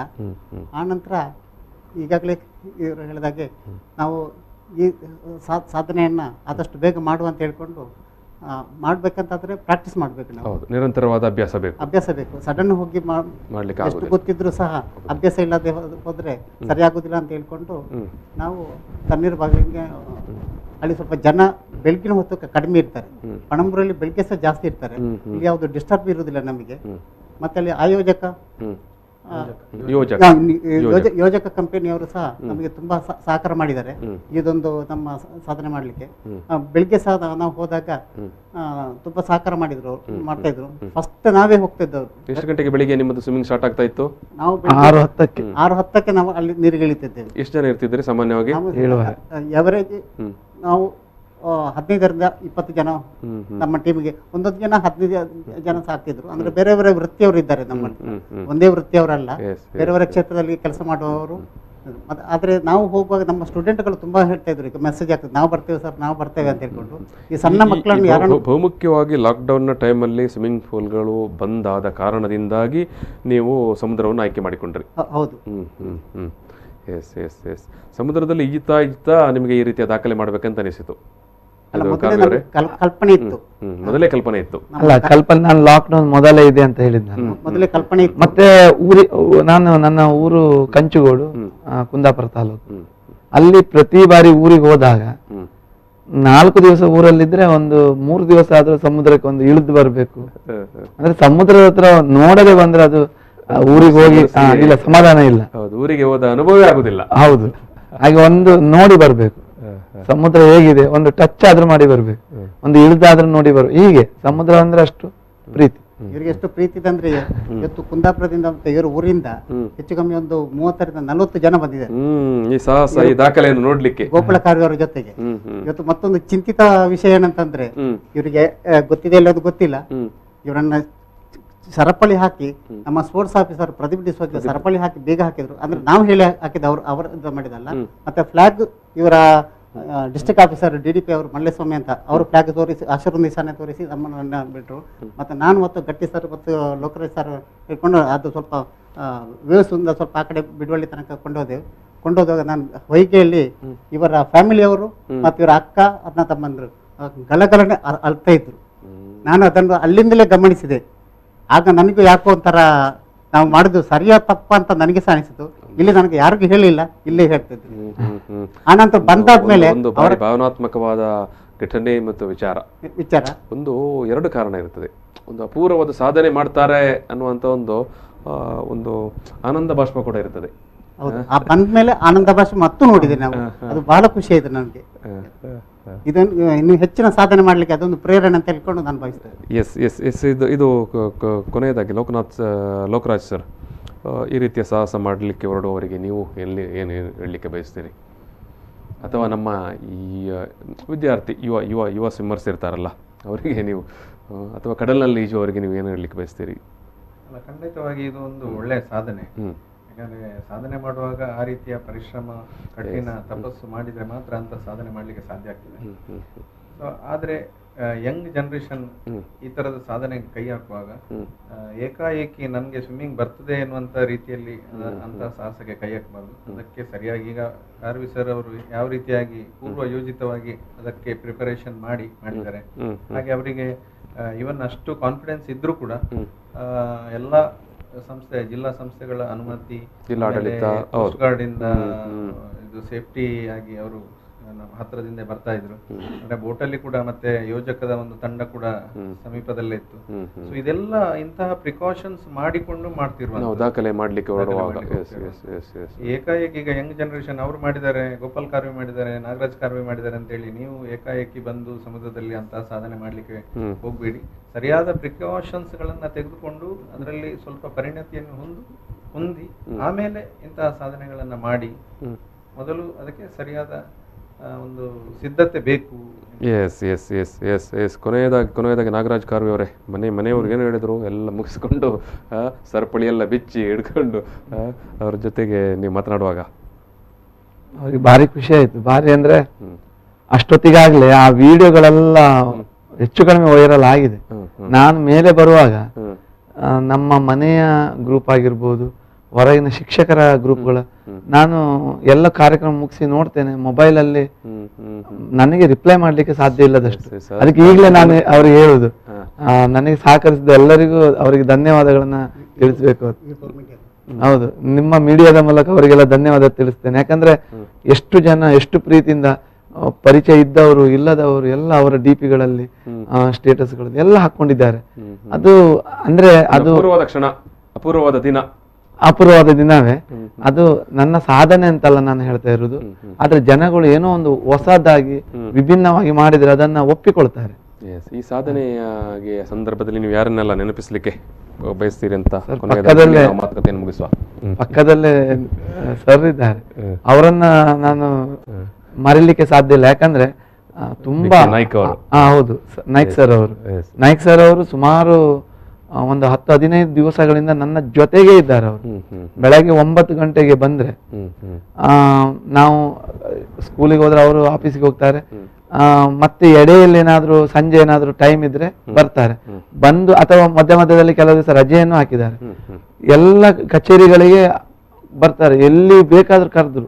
ಮತ್ತೆ ಅವರದ್ದು ಪ್ಲಾನ್ ಇದೆ, ಕೆಲವುದೆಲ್ಲ ಈಗೀಗ ಆಗ್ಬೇಕು, ಎಲ್ಲ ಪೇಪರ್ಗಳಲ್ಲಿ ಬರೆದು ಆ ಪೇಪರ್ ಪೀಸ್ ನನಗೆ ಕೊಡುದು. ನೋಡಿ, ಇಷ್ಟೆಲ್ಲ ಪ್ಲಾನ್ ಇದೆ, ನೀವು ಮಾಡ್ಬೇಕು. ಅದೆಲ್ಲ ಮಾಡಿದ ಕಾರಣ ಇದೊಂದು ಸಾಧ್ಯ ಆಯ್ತು. ಒಂದು ಇನ್ನೊಂದು ಲೋಕರಾಜ್ ಸರ್ ಒಂದು ನಮ್ದು ರಫ್ ಆಗಿದ್ದನ್ನ ಒಂದು ಕರೆಕ್ಟ್ ಆಗಿ ಫ್ರೇಮ್ ಹಾಕಿ ಕೊಟ್ಟರೆ ನಿಲ್ಲಿಸಿದ್ರು ಎಲ್ಲ ವ್ಯವಸ್ಥೆಯನ್ನು. ಆಮೇಲೆ ಗಟ್ಟಿ ಸರ್ ನಮ್ಮ ಜೊತೆ, ಶಿವಾನಂದ ಗಟ್ಟಿ ಅವರು ನಮ್ಮ ಜೊತೆಗೆ ಸೇರಿ, ಹೌದು. ಆಮೇಲೆ ಯೋಜಕದ ಹತ್ರ ಅವರು ಒಂದು ನಮಗೆ ಸಹಾಯ ಬೇಕು ಅಂತ ಹೇಳಿ ಹೋದಾಗ ಯೋಜಕ ಸಂಸ್ಥೆ ಎಲ್ಲ ಸಿಬ್ಬಂದಿಗಳು, ಆಮೇಲೆ ಅವರ ಎಲ್ಲ ಮೇಲಿಂದ ಹಿಡಿದು ಕೆಳಗಿನ ಎಲ್ಲ ಸ್ಟಾಫ್ಗಳು, ನಿಮಗೆ ಏನು ಸಹಾಯ ಬೇಕು, ನಮ್ಮದು ಸಂಸ್ಥೆ ನಡೀತಾ ಇರುವುದೇ ನಿಮ್ಮಂತ ಮೀನುಗಾರರಿಂದ, ನಿಮಗೆಲ್ಲ ಸಹಾಯ ಮಾಡ್ತೇವೆ ಅಂತ ಅವರು ಹೇಳಿದರು.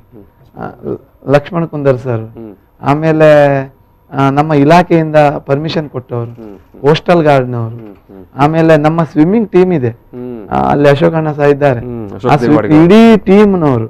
ಅದ ಹೆಂಗಂದ್ರೆ ಒಂದೊಂದು ಇದನ್ನ ನಾವು ವಹಿಸ್ಕೊಳ್ತೇವೆ ಅಂತ, ಫುಡ್ ಡಿಪಾರ್ಟ್ಮೆಂಟ್ ನಾವು ನೋಡ್ಕೊಳ್ತೇವೆ. ಟೀಮ್ ವರ್ಕ್ ಸರ್, ಈಜಿದ್ದು ಮಾತ್ರ ಟೀಮ್ ವರ್ಕ್ ಗೆಲುವು ಸಿಕ್ಕಿದೆ ಸರ್, ಟೀಮ್ ವರ್ಕ್ ಗೆಲುವು ಸಿಕ್ಕಿದೆ, ಈಜಿದ್ದು ಮಾತ್ರ ನಾನು, ಆದ್ರೆ ಅದರ ಹಿಂದೆ ಎಲ್ಲ ಕೆಲಸ ನಮ್ಮ ಜೊತೆಗಾರರೇ ಮಾಡಿದ್ರು. ಎಸ್ ಒಂದು ಅಪೂರ್ವವಾದ ಸಾಧನೆಯನ್ನು ಇವತ್ತು ನಾಗರಾಜ್ ಕಾರ್ವಿ ಕಂಚಿಕೋಡವರು ಮಾಡಿದ್ದಾರೆ. ಈ ಹಿಂದೆ ಅವರದೇ ಸ್ನೇಹಿತರು ಗೋಪಾಲ್ ಕಾರ್ವಿ ಅವರು. ಸೊ ಇವತ್ತು ದಾಖಲೆಯಲ್ಲಿ ಇಬ್ಬರು ಕಾರ್ವಿಗಳು, ಉಡುಪಿ ಜಿಲ್ಲೆಯವರು, ಕುಂದಾಪುರದ ಗಂಗೊಳ್ಳಿಯವರು. ನಾನು ಮಾತ್ರ ಅನಿವಾರ್ಯ ಕಾರಣದಿಂದ ಮಂಗಳೂರಲ್ಲಿ ಮಾಡಿದೆ, ಯಾಕಂದ್ರೆ ನನ್ನ ಇರ್ಲಿ ಒಂದು ಕಾರ್ಯಕ್ಷೇತ್ರ ಉತ್ತರದಲ್ಲಿ ಆಯ್ತು, ಒಂದು ದಕ್ಷಿಣದಲ್ಲಿ ಆಯ್ತು ಹಂಗಲ್ವಾ, ಒಂದು ಉಡುಪಿ ಅಲ್ಲಿ ಆಯ್ತು, ಒಂದು ಮಂಗಳೂರಲ್ಲಿ ಆಯ್ತು. ಈ ಹಿಂದೆ ಎರಡು ಕೂಡ ಒಂದೇ ಅಲ್ವಾ, ವಿಭಜಿತ ದಕ್ಷಿಣ ಕನ್ನಡ ಜಿಲ್ಲೆ ಇತ್ತು. ಎಸ್, ಅಪೂರ್ವವಾದ ಒಂದು ದಾಖಲೆಗೆ ಈ ಮೊದಲು ಗೋಪಾಲ್ ಕಾರ್ವಿ ಅವರು ಕುಂದಾಪುರದಲ್ಲಿ ಏನೊಂದು ಗಿನ್ನಿಸ್ ದಾಖಲೆಯನ್ನು ಮಾಡಿದ್ದರು. ಸೊ ಇವತ್ತು ನಮ್ಮ ನಾಗರಾಜ್ ಕಾರ್ವಿ ಅವರು ವೃತ್ತಿಯಲ್ಲಿ ಶಿಕ್ಷಕರು, ಒಂದು ಅಪೂರ್ವವಾದಂಥ ಸಮುದ್ರ ಯೋಗದ ಭಂಗಿಯಲ್ಲಿ, ಅದು ಕೂಡ ಪದ್ಮಾಸನದ ಅತ್ಯಂತ ಕ್ಲಿಷ್ಟ ಮತ್ತು ಕಷ್ಟವಾಗಿರುವಂಥ ಪದ್ಮಾಸನದ ಭಂಗಿಯಲ್ಲಿ, ಅದು ಕೂಡ ಬ್ರೆಸ್ಟ್ ಸ್ಟ್ರೋಕ್ ತಿರುಗಿ, ಆಮೇಲೆ ಕಾಲುಗಳಿಗೆ ಸರಪಳಿ ಹಾಕಿ ಲಾಕ್ ಮಾಡಿ 1 ಕಿಲೋಮೀಟರ್ ಈಜಿ ಒಂದು ಅಪೂರ್ವವಾದ ಸಾಧನೆಯನ್ನು ಅದು ಇಂಡಿಯನ್ ಬುಕ್ ಆಫ್ ರೆಕಾರ್ಡ್ಸಲ್ಲಿ ದಾಖಲಾಗಿದೆ. ಇಂಥ ಒಂದು ಅಪೂರ್ವ ಸಾಧನೆಯನ್ನು ಮಾಡಿದಂಥ ನಾಗರಾಜ್ ಕಾರ್ವಿ ಅವರು ಇಷ್ಟು ಹೊತ್ತು ನಮ್ಮ ಜೊತೆಗೆ ಅವರ ಅನುಭವ, ಅವರ ಸಾಹಸಕತನವನ್ನು ಹಂಚಿಕೊಂಡಿದ್ದಾರೆ. ಅವರಿಗೆ ನಾನು ಸಮಸ್ತ ಕರಾವಳಿಯ ಜನತೆ ಪರವಾಗಿ, ವೀಕ್ಷಕರ ಪರವಾಗಿ ಮತ್ತು ಅವರೆಲ್ಲರ ಅಭಿಮಾನಿ ಬಂಧು ಬಳಗದ ಪರವಾಗಿ ನಾನು ಪ್ರೀತಿಯ ಧನ್ಯವಾದವನ್ನು ಸಮರ್ಪಣೆ ಮಾಡ್ತಾ ಇದ್ದೇನೆ ಕಾರ್ವಿ ಅವರೇ. ಎಸ್, ಸೊ ಈ ಸಂದರ್ಭದಲ್ಲಿ ಅವರ ಜೊತೆಗೆ ಇದ್ದಂಥ ಅವರ ಜೊತೆಗಾರರು ಮತ್ತು ಅವರ ಕೋಚ್ ಆಗಿದ್ದಂಥ BK ನಾಯ್ಕ್ ಸರ್ ಅವರಿಗೆ ಕೂಡ ನಾನು ಪ್ರೀತಿಯ ಧನ್ಯವಾದವನ್ನು ಸಮರ್ಪಣೆ ಮಾಡ್ತಿದ್ದೇನೆ ಸರ್. ಜೊತೆಗೆ ಈಗ ತರಬೇತುದಾರರಾಗಿರುವಂಥ ಮತ್ತು ಇವರದೇ ಟೀಮ್ನ ಸಹವರ್ತಿ ಆಗಿರುವಂಥ ಲೋಕರಾಜ್ VS ಅವರಿಗೆ ಕೂಡ ನಾನು ಪ್ರೀತಿಯ ಧನ್ಯವಾದವನ್ನು ಸಮರ್ಪಣೆ ಮಾಡ್ತಾ ಇದ್ದಾರೆ. ಸೊ ವೀಕ್ಷಕರ, ಈ ಒಂದು ಸಂವಾದವನ್ನು ಇಲ್ಲಿಗೆ ಸಮಾಪನ ಮಾಡ್ತಾ ಇದ್ದೇನೆ. ನಮಸ್ಕಾರ.